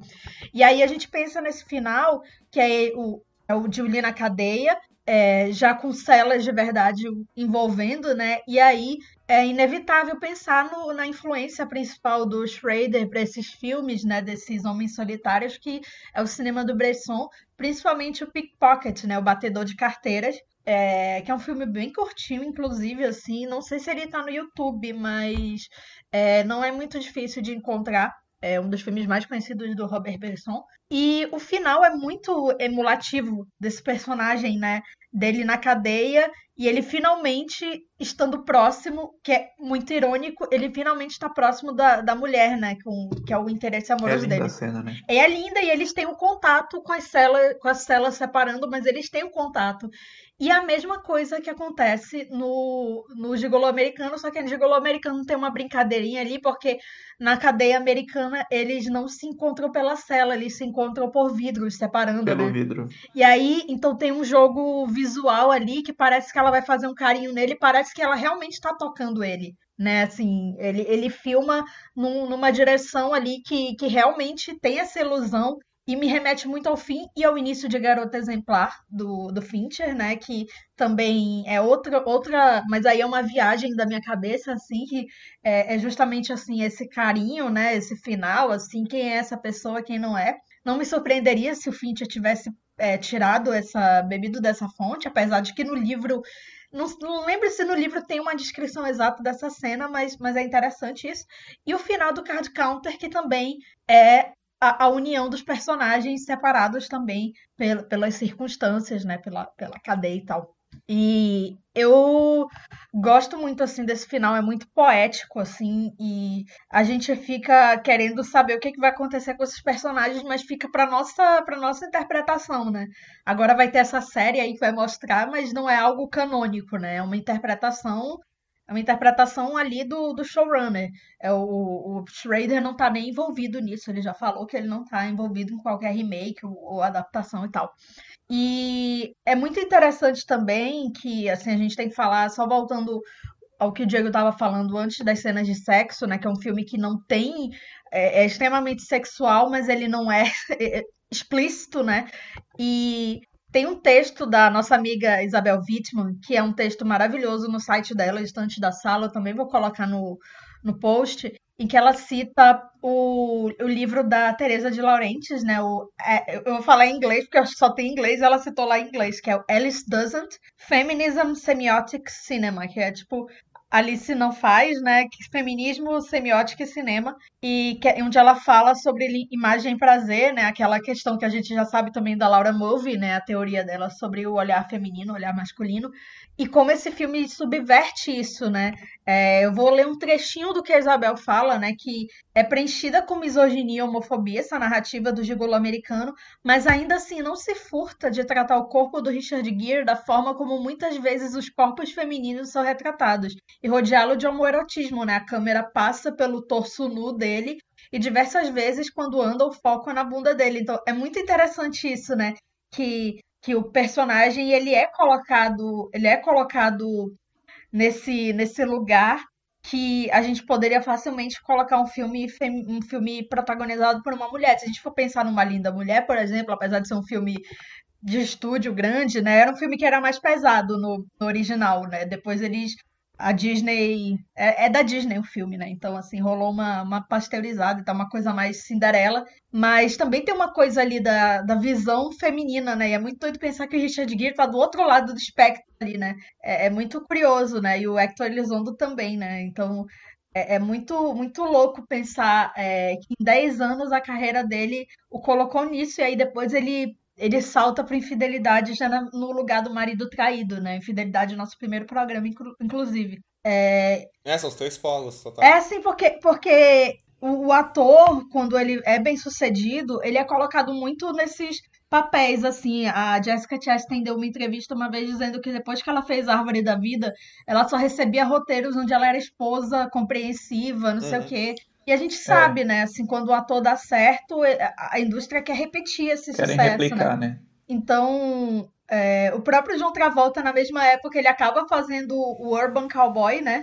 Que é um filme que também é parelho com esse, né? Eu nunca vi, mas eu conheço a história porque é um filme famosinho dessa época que o Travolta tava meio que tentando replicar o sucesso do Embalo de Sábado à Noite. E a própria escolha do Travolta para fazer o Gigolô Americano é meio que tentando replicar o Embalo de Sábado à Noite, né? Então é muito doido pensar nisso, né? É curioso, porque o Travolta e o Gere são atores que têm uma carreira meio parecida, né? Porque o Travolta não quis fazer Chicago, por exemplo. Exatamente. Eles são atores que começaram a ascensão deles nos anos 70 e nos anos 80... Nos anos 70 para os 80 eles eram astros jovens. Aí dos anos 80 a carreira dele entrou numa baixa. Aí nos anos 90 eles foram ressuscitados. E nos anos 2000 eles se estabeleceram. E depois meio foi ladeira abaixo também, né? Assim, é curioso assim, a carreira dos dois, né? Meio que uma carreira assim do galã padrão de Hollywood. Mas que mesmo assim, depois dos 40, 50, eles ainda continuaram liderando os filmes, né? Como galã e tal. E como as atrizes não têm essa mesma oportunidade. Mas eu acho interessante isso, assim, desse personagem ter essa nova visão sobre o corpo masculino e ser justamente o Richard Gere. E como isso causou um efeito na carreira dele, como a gente falou depois, assim, dele ter virado o grande galã. E é muito doido, porque eu nunca fui assim, nunca achei o Richard Gere grande coisa, assim, fisicamente, mas eu, vendo esse filme, eu até falei com uma amiga minha, falei, cara, eu entendo o apelo. Agora eu entendo o apelo, assim. Color me your color, baby. Color me your car. Color me your color, darling. I know who you are. Come up off your color chart. I know where you're coming from. Call me on the line. Call me anytime. Call me. I'll arrive. You can call me any day or night. Call me. Vamos pros saxofones, vamos tocar. Começar com o Diego hoje, então, já que a Camila começou na semana passada. Quantos saxofones para Gigolô Americano?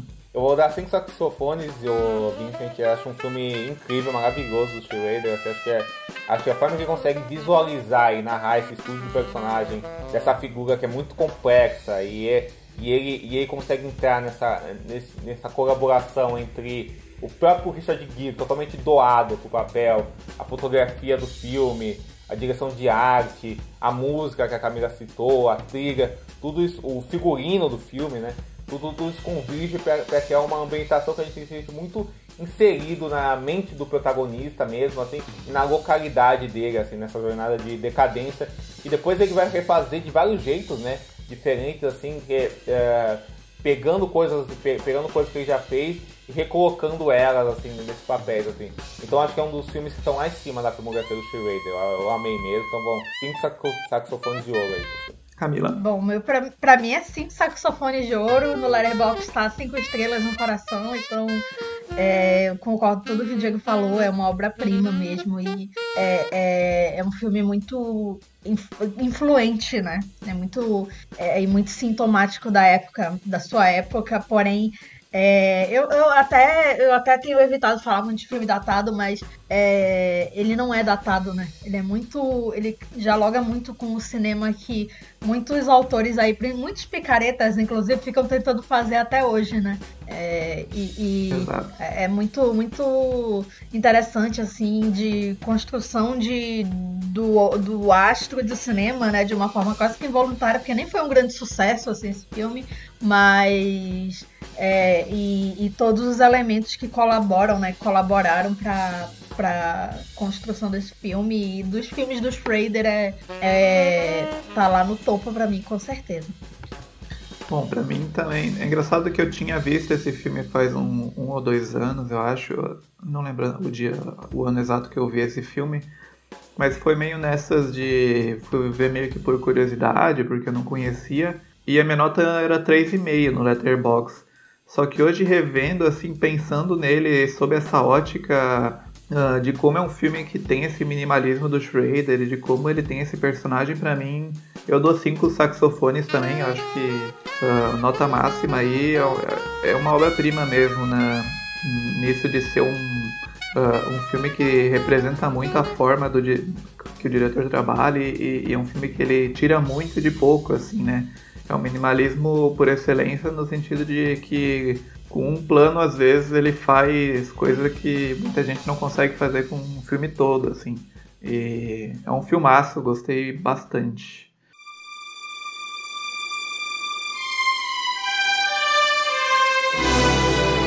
Então agora a gente parte para o nosso bloco de indicações e avisos e recados, que é o Corujão, que vem onde a gente indica alguma coisa que a gente assistiu, que a gente leu, que a gente gostou essa semana.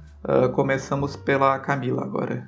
Então, na semana passada eu falei que eu ia ver o Star 80 do Bob Fosse e assisti, e é maravilhoso. Inclusive é um filme que a gente precisa discutir aqui, porque ele é bem supercine.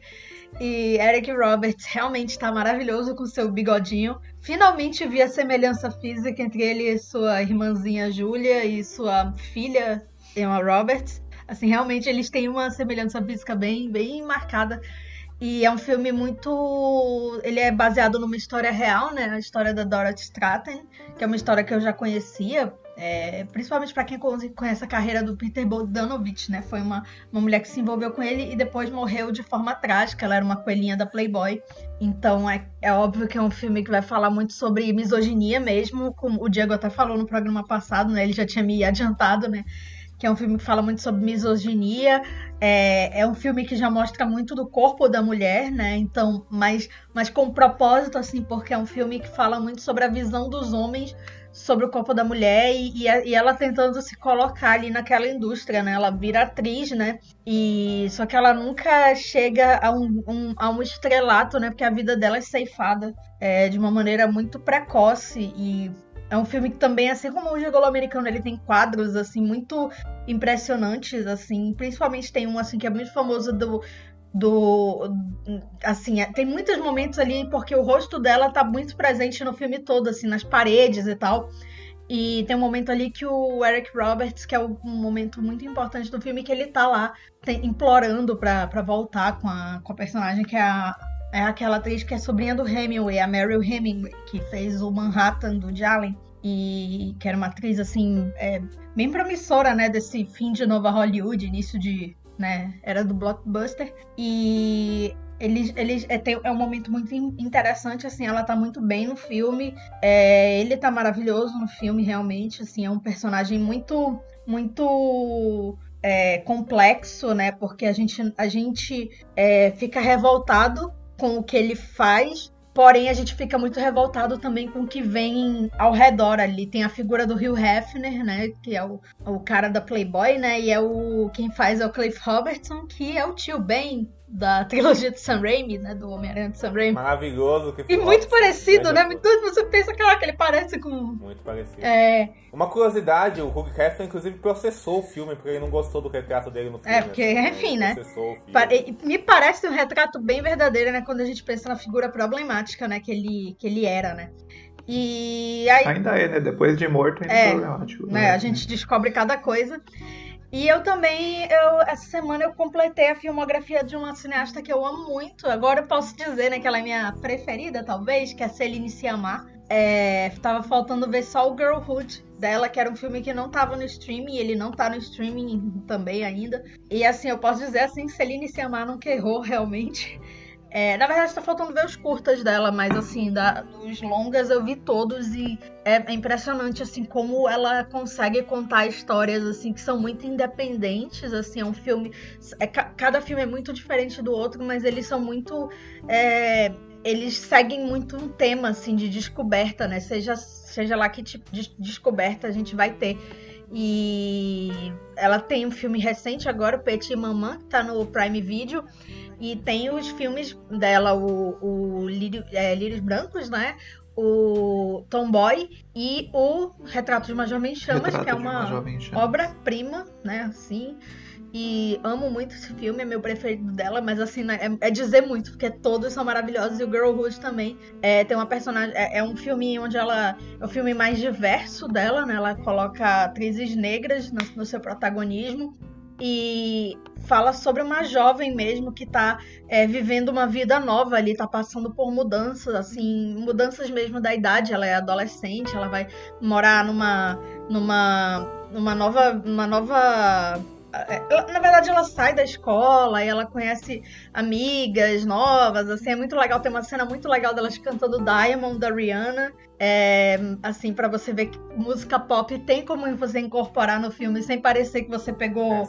Essa cena é linda. Lindíssima. Não, gente, a fotografia, né? Parece assim que eu sou cinéfila do Twitter, né? Emocionada.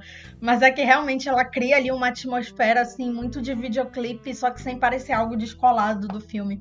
E é muito bom, assim. Se eu colocasse eu fiz um ranking Celine Sciamma no meu Letterboxd, e eu acho que o Girlhood tá em último, mas assim, não quer dizer nada, gente, isso. Não quer dizer nada, porque todos são muito bons, assim.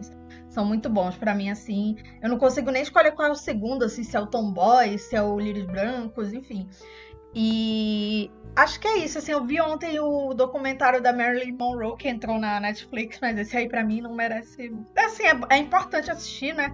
Acho que é importante você assistir tudo que dá pra assistir, mas eu não curti muito, não. Acho que tem coisas ali que são vendidas como... Nossa, novidade, coisas que ninguém sabia, assim, que se você for no Wikipedia você vai ver. Então, aquela coisa assim, documentários sensacionalistas, assim. Padrão Netflix, né? Assim, é um documentário assim que vai render os textão e tal, mas nada de muito... Diego, suas indicações aí da semana. Cara, então, eu vou reforçar um pouquinho a indicação da Camila do Star 80, porque realmente esse filme é um filme que é engraçado, porque é um filme que fica meio esquecido da filmografia pequena, já muito pequena, que o Bob Fosse teve no cinema, né? Assim, o pessoal não vai falar do Howard Jazz e do Cabaret, que são obras-primas, mas eu acho que pra mim o Star 80 tá junto com esses, pra mim, pessoalmente, porque eu acho um filmaço, como a Camila falou. Eu amo esse filme, amo muito. Eu revi ele, inclusive, porque a Camila aí vai ser um negócio aí do Bob Fosse aí, aguarde.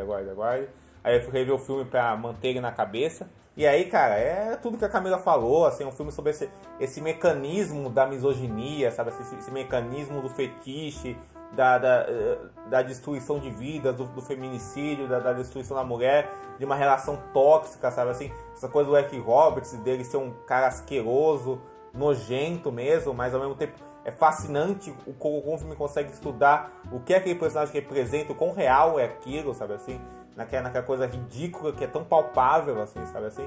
E a Meryl Hemingway ótima também, é um filmaço, tem quadros, enquadramentos, cenas desse filme, trabalho de cor que é impecável mesmo. Bob Fosse um artista, sabe assim, um cara, o jeito que ele intercala imagens, que ele insere imagens no filme, sabe assim, como ele faz isso é espetacular mesmo, assim.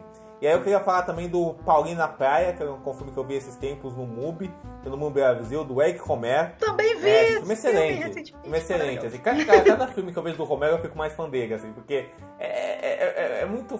Eu tava até falando isso com uma amiga nossa, a Rosana, né? Que os filmes dele são simples do simples, né? São focados em diálogos, em atores, em interações cotidianas de relações humanas, assim, sabe assim? São filmes muito marcados disso, mas o jeito que ele narra isso, o jeito que ele escreve isso, o jeito que ele filma isso, é de uma suavidade que é mágica, sabe assim? Que você fica fascinado vendo, assim, sabe? Aquelas palavras que o personagem disse,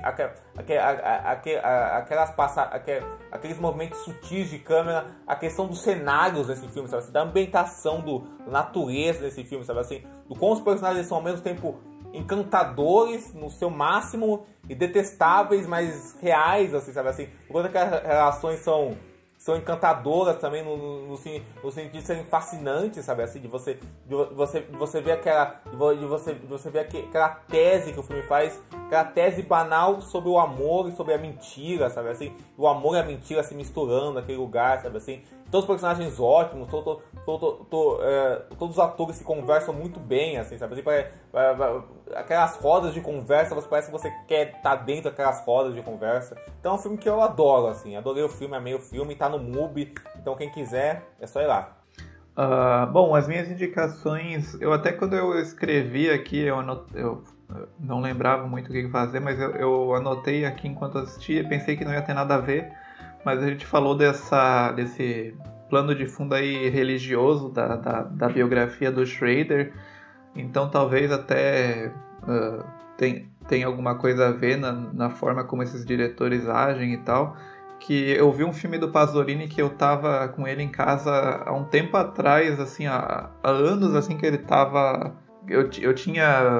Tava na minha lista pra ver, e agora entrou na MUBI, eu acabei assistindo, que é o Evangelho segundo São Mateus, do Pasolini, que é um filme de 66, que é um filme de Jesus Cristo, né? Filme Paixão de Cristo, a história e tal, só que o Pasolini era aquela coisa, né? Era um diretor gay marxista dos anos 60 na Itália, então uma coisa que até a gente talvez tenha se acostumado recentemente, ou até depois do filme do Scorsese, depois de, sei lá, do Código da Vinci, a gente se acostumar a pensar de forma mais crítica sobre essa história e tal, mas como isso tá tudo ali desde os anos 60, que é um filme que traz Jesus assim como essa figura revolucionária, como um líder do povo, e como o filme é muito baseado na coisa da palavra em si, né? Então o filme ele tem uma base muito interessante que ele usa literalmente, né? Ele chama Evangelho segundo São Mateus, ele usa literalmente só falas, só monólogos que existem na Bíblia mesmo, ele não tem monólogos ou diálogos escritos para o filme ou algo assim. Então é um filme que ele é meio que uma costura de discursos, de cenas-chave da vida de Cristo, assim, e é muito interessante ver como a gente discutiu aí antes da questão do roteiro e tal, como, sei lá, o Pasolini pega uma coisa básica, que é basicamente a Bíblia, e transforma isso num cinema que vai falar pode fazer leituras de praxis revolucionária marxista a partir desse filme. Então é um filmaço, assim, é uma obra-prima mesmo. E a minha segunda indicação, esse tá na MUBI, eu acho que vai ficar ainda um tempo, eu não sei se tá pra sair ainda, vale muito a pena assistir, pra quem não conhece o Pasolini. Uma segunda indicação que eu tirei, assim, na ideia de quando a gente estava conversando mesmo sobre o contexto ao redor do gigolô americano e da Hollywood pré-anos 80 e tal, que não se passa em Hollywood, se passa em Nova York, mas fala disso, é a série The Deuce, que é uma série do David Simon, que fala dessa época do nascimento do pornô em Nova York, do pornô chique, de como isso acabou moldando a mente da sociedade, como mudou a sociedade americana ali na década de 70. Então é uma série que é focada nas prostitutas e nos cafetães ali de Nova York dos anos 70, e era uma cidade que estava passando por uma transformação, querendo se consertar, querendo abrir mão da máfia, querendo acabar com a prostituição, e tinha uma ebulição aí da pornografia acontecendo paralela a isso, uma grande série e como todas as séries do David Simon, ela é sobre isso, mas na verdade ela é sobre, sei lá, a sociedade americana, sobre cultura, sobre tudo que tem ao redor aí, tudo que tem nesse subtexto. É uma série que já terminou, é da HBO, então vale muito a pena assistir aí. Atenção, emissoras da Sábados em Legenda, para o top de 5 segundos.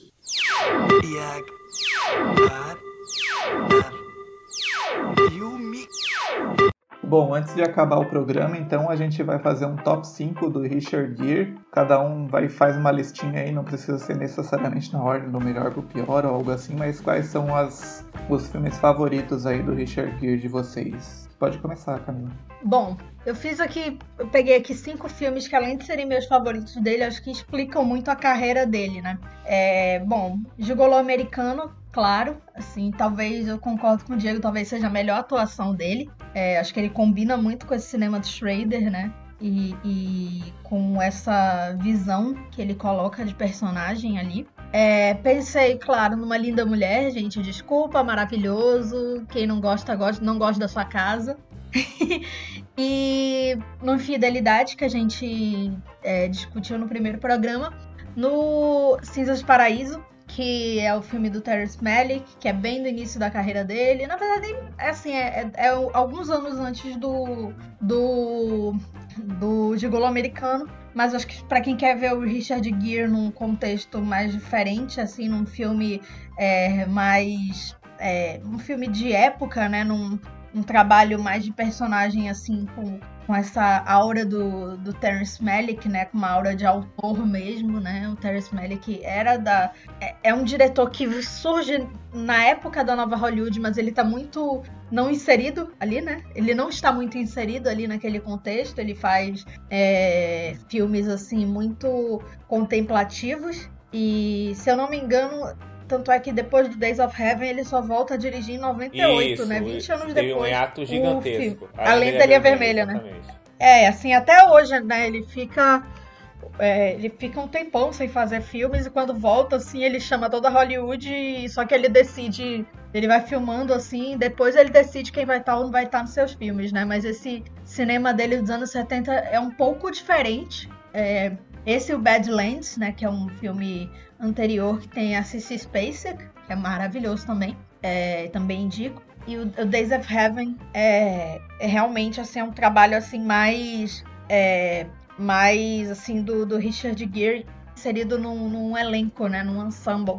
E aí eu colocaria também As Duas Faces de um Crime, que é um filme de 96, que é o filme que lançou o Edward Norton. Ele foi indicado a prêmios muito importantes, né, da indústria. Ele ganhou o Globo de Ouro e foi indicado ao Oscar. Muita gente acredita que ele merecia ter vencido, né? Quem venceu foi o Cuba Gooding Jr. pelo Jerry Maguire. E é um filme policial, né? Um filme que pode até aparecer aqui, porque ele é bem super cine mesmo. E com certeza, o Richard Gere o Richard Gere, ele é um advogado que tá meio que... É um advogado que acaba precisando investigar um crime, né? É um crime que também ele coloca ali ele se coloca ali muito naquele ambiente religioso. E acho que é um filme muito da sua época também, porque é um filme pós-Seven, né? Os 7 Crimes Capitais, do David Fincher, e acho que dá pra fazer ali uma relação, né? Pós o filme pelo qual Kevin Spacey ganhou o Oscar, aquele diretor lá, o Bryan Singer, aquele filme Os Suspeitos, né?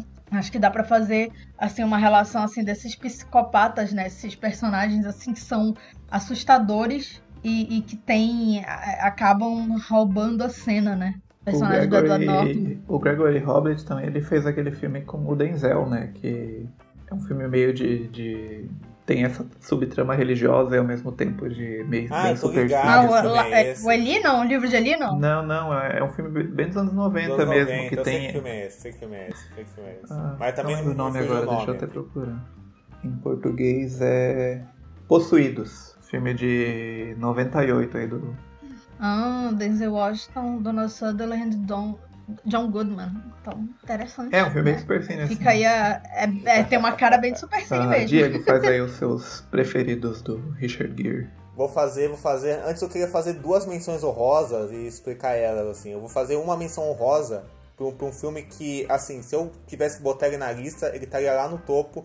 Mas eu não vou botar porque eu pensei mais em fazer uma lista de veículos que o Richard Gere fez, que foram filmes meio baseados na presença dele, ou que a presença dele era mais impactante em si, né? Então, por isso, não vou botar o Não Estourado do Todd Haynes, que é, pra mim, maravilhoso. Obra-prima. Eu quase coloquei. É uma obra-prima, assim, mas se fosse um top 5 da Kate Blanchett, talvez, porque ela meio que fascina no filme, assim. Mas, o filme é dela. Assim, mas no caso do Richard Gere, eu acho que não é o caso. Mas fica a menção pro pessoal assistir, que é um filmaço. E também uma menção pro Cotton Club, que é um filmaço do Coppola, muito subestimado, assim, né? Um dos Coppolas subestimados da década de 80, que o pessoal conhecer. Mas enfim, em quinto lugar, eu vou botar um filme que foi o nosso primeiro episódio, que é o Infidelidade de Adeline, assim, um filmaço, assim, que a gente comentou lá sobre com detalhes no nosso primeiro episódio.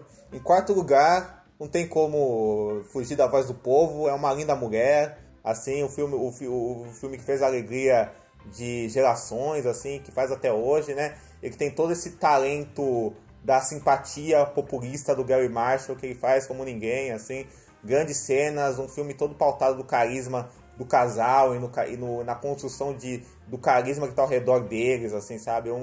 É um grande filme das comédias românticas clássicas dos anos 90, assim, sabe? Adoro mesmo o filme, assim. E aí, em terceiro lugar, eu vou botar Os Cinzas do Paraíso, e como a Camila falou, pra mim é o melhor filme do Terrence Malick, assim. Ao meu ver, eu amo esse filme demais, assim. O Terrence Malick é engraçado, porque até o Árvore da Vida eu gostava muito dele.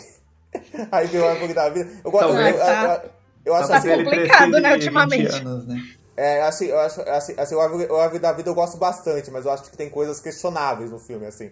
Aí depois do Árvore da Vida só vem coisas questionáveis no Hotel América. Então aí eu acho complicado. Mas, cara, pra mim o Cisne do Paraíso tem o melhor que tem no cinema dele, sabe assim? Essa coisa do ambiente, do cenário, tem cenas lindíssimas, sabe assim? E o jeito como ele usa os atores pra fazer não atuações no filme, assim, mas pra parecer esculturas dentro daqueles cenários, assim, eu acho espetacular, assim, sabe? E é um filme de uma fotografia, como a Camila falou, né, parece esse perfil do Twitter, mas é lindíssimo, é lindíssimo. Não, mas é fotografia lindíssima de verdade, gente. Esse sentimento sensorial que cria no filme, sabe, assim, sabe? É incrível mesmo, é um filme de muito impacto, assim. E em segundo lugar, eu vou parecer meio emocionado, porque eu vi hoje esse filme, fiquei muito impactado com ele. É um filme que eu vi por causa do podcast, porque pra fazer os filmes do Richard Gere, porque é um filme que falam bastante dele, e tem um título péssimo do Brasil, é um filme mega mal conhecido, que chama A Força do Amor, que chama Breathless. É um filme de 83, com o Richard Gere. Essas coisas de querer vender um filme com o mesmo nome, né? Tipo, A Força do Destino. É exatamente isso, Camila. Amor, é exatamente né? isso. Tipo, Garoto do Futuro, né? E é um filme do ano depois do A Força do Destino, assim, cara. E esse filme é curioso, porque ele é um remake do Acossado, do Godard. Assim, é um remake do Acossado do Godard, dirigido pelo Jim McBride. É um diretor bem importante, até bem interessante, de Jim McBride, assim. Só que esse filme é surpreendentemente bom, assim, sabe? Assim, porque é um filme que pega a estrutura do Acossado do Godard e transforma isso num filme pulp, assim, sabe assim, de celebração da cultura pop meio americana, sabe assim? É um filme totalmente cartunesco, ele parece um quadrinho, assim, sabe, esse filme, assim. E quem é muito fã desse filme é o Tarantino, assim, né? Tanto é que esse filme lembra muito o True Romance do Tarantino, sabe assim? Lembra muito, assim. O Tarantino do Tony Scott, né? E o personagem do Richard Gere nesse filme, na minha visão, é um Clarence do Christian Slater num universo paralelo, assim, sabe assim? Então é um filme que o pessoal tem que descobrir que é um filmaço, assim. Eu adorei esse filme. Em primeiro lugar, eu vou botar o Gigolo Americano, que, como a gente falou aqui, né? É essa celebração da figura do Richard Gere e dos anos 80 no que eles têm de mais sombrio e mais carnal. Assim, sabe? Assim, um filme que celebra os anos 80 e desconfigura ele, assim, sabe? E aí, né, mas o Richard Gere é um cara que ainda vai aparecer muito aqui, tem vários filmes dele, né? A gente podia falar, tipo, Chicago, e aí vários filmes interessantes dele, o Chacal, defendo ele, Chicago. Justiça Cega, assim, né? E tem muita porcaria que a gente vai falar dele também aqui, né? Tipo... gente, eu defendo o Noivo em Fuga. Deixa o Noivo em Fuga tem um filme dele que é horroroso, uma Justiça Vermelha. Um dia a gente fala aqui, assim, sabe? Então, super anticomunista nos 90, xenofóbico, anticomunista. E ele ganhou um prêmio especial do National Board of Review, assim, de tipo, esforços humanitários, né? Estados Unidos, né? Ele tenta criticar, mas ele perde a mão na crítica dele. Esse filme aí é bem asqueroso. Mas aí vai ter muito espaço a gente falar das bombas e acertos do Richard nesse podcast. Até porque ele é um dos marcos do Super Cine. O meu top 5 eu quis pegar, não necessariamente talvez os meus preferidos, mas filmes muito diferentes, assim, da carreira dele. Que eu acho que apesar dele não ser um ator maravilhoso, assim, ele tem, dentro dessas limitações, ele explorou bastante aí essa carreira dele desde os anos 70, 80. Então, o número 5 eu coloquei O Chacal, que é um filme de ação massa, assim, dos anos 90. Gosto muito. Michael cara Keaton de locadora, Jones. isso. É, muito cara de locadora. Eu lembro de ver pôster desse filme na locadora. E tem um elenco, assim, incrível, que é o Richard Gere, tem o Bruce Willis, o Sidney Poitier, J.K. Simmons. É um filme bem, bem legal, assim, tem na Netflix esse filme. Então, acho que vale a pena, nem que seja pela curiosidade, assim. Número 4, eu tive que colocar o Chicago, que eu acho o papel dele muito legal, um papel que costura o filme aí, um daqueles coadjuvantes que se destacam demais, né? E do que o Rob Marshall tentou fazer aí com o musical, do que ele tentou nos maltratar com o musical aí nos anos 2000, eu acho que foi a melhor coisa que ele fez, assim, talvez o grande auge musical do Rob Marshall, assim. Eu diria que é que um o filme... único auge de comédia masculina na vida, assim. Ele Eu acho que iludiu a sim. gente, achou que ia rolar, ia ser assim sempre, né? Mas enfim. É o único filme dele assim que eu percebo que tem realmente uma produção visual, uma tentativa de mise-en-scène mesmo, musical, então acho que é legal. E é bacana ver o Richard Gere no papel diferente do que a gente vê normalmente dele, assim, fora dessa coisa séria.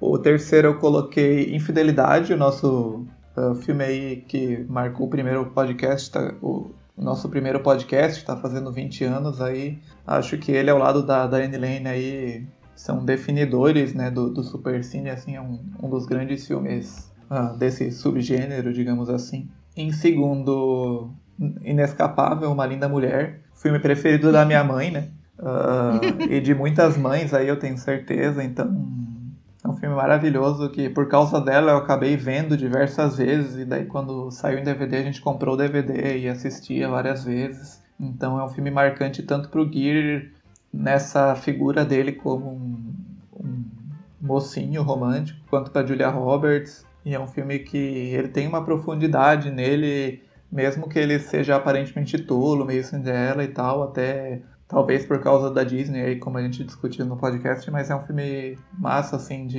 um dos grandes filmes de comédia romântica dos anos 90, aí, sem dúvida. E em primeiro, claro, o Gigolô Americano, né, que eu acho que é o grande papel dele, que é uma atuação corporal, aí, onde ele serve como uma tela para o Schrader colocar... pintar sobre ele e serve como um veículo aí pro filme da melhor forma possível, sem nunca sumir dentro desse filme, né? Ainda se destacando muito e com uma atuação aí difícil e que tem várias nuances, assim. Então, ele tá muito bem.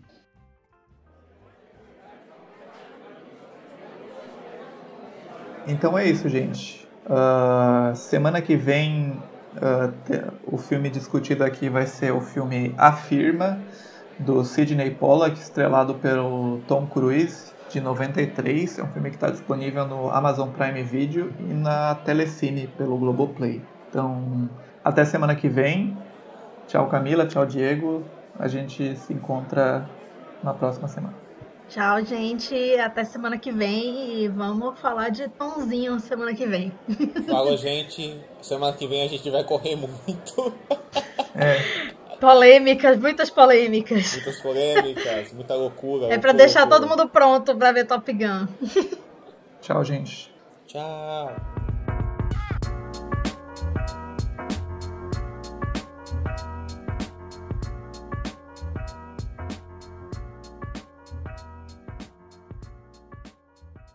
Julie, seu aspecto está horrível. O que está errado? Tudo. Um uísque puro. O que você andou fazendo? Ninguém vai querer você assim. Anne, eu preciso de seu auxílio. Os tiras estão atrás de mim.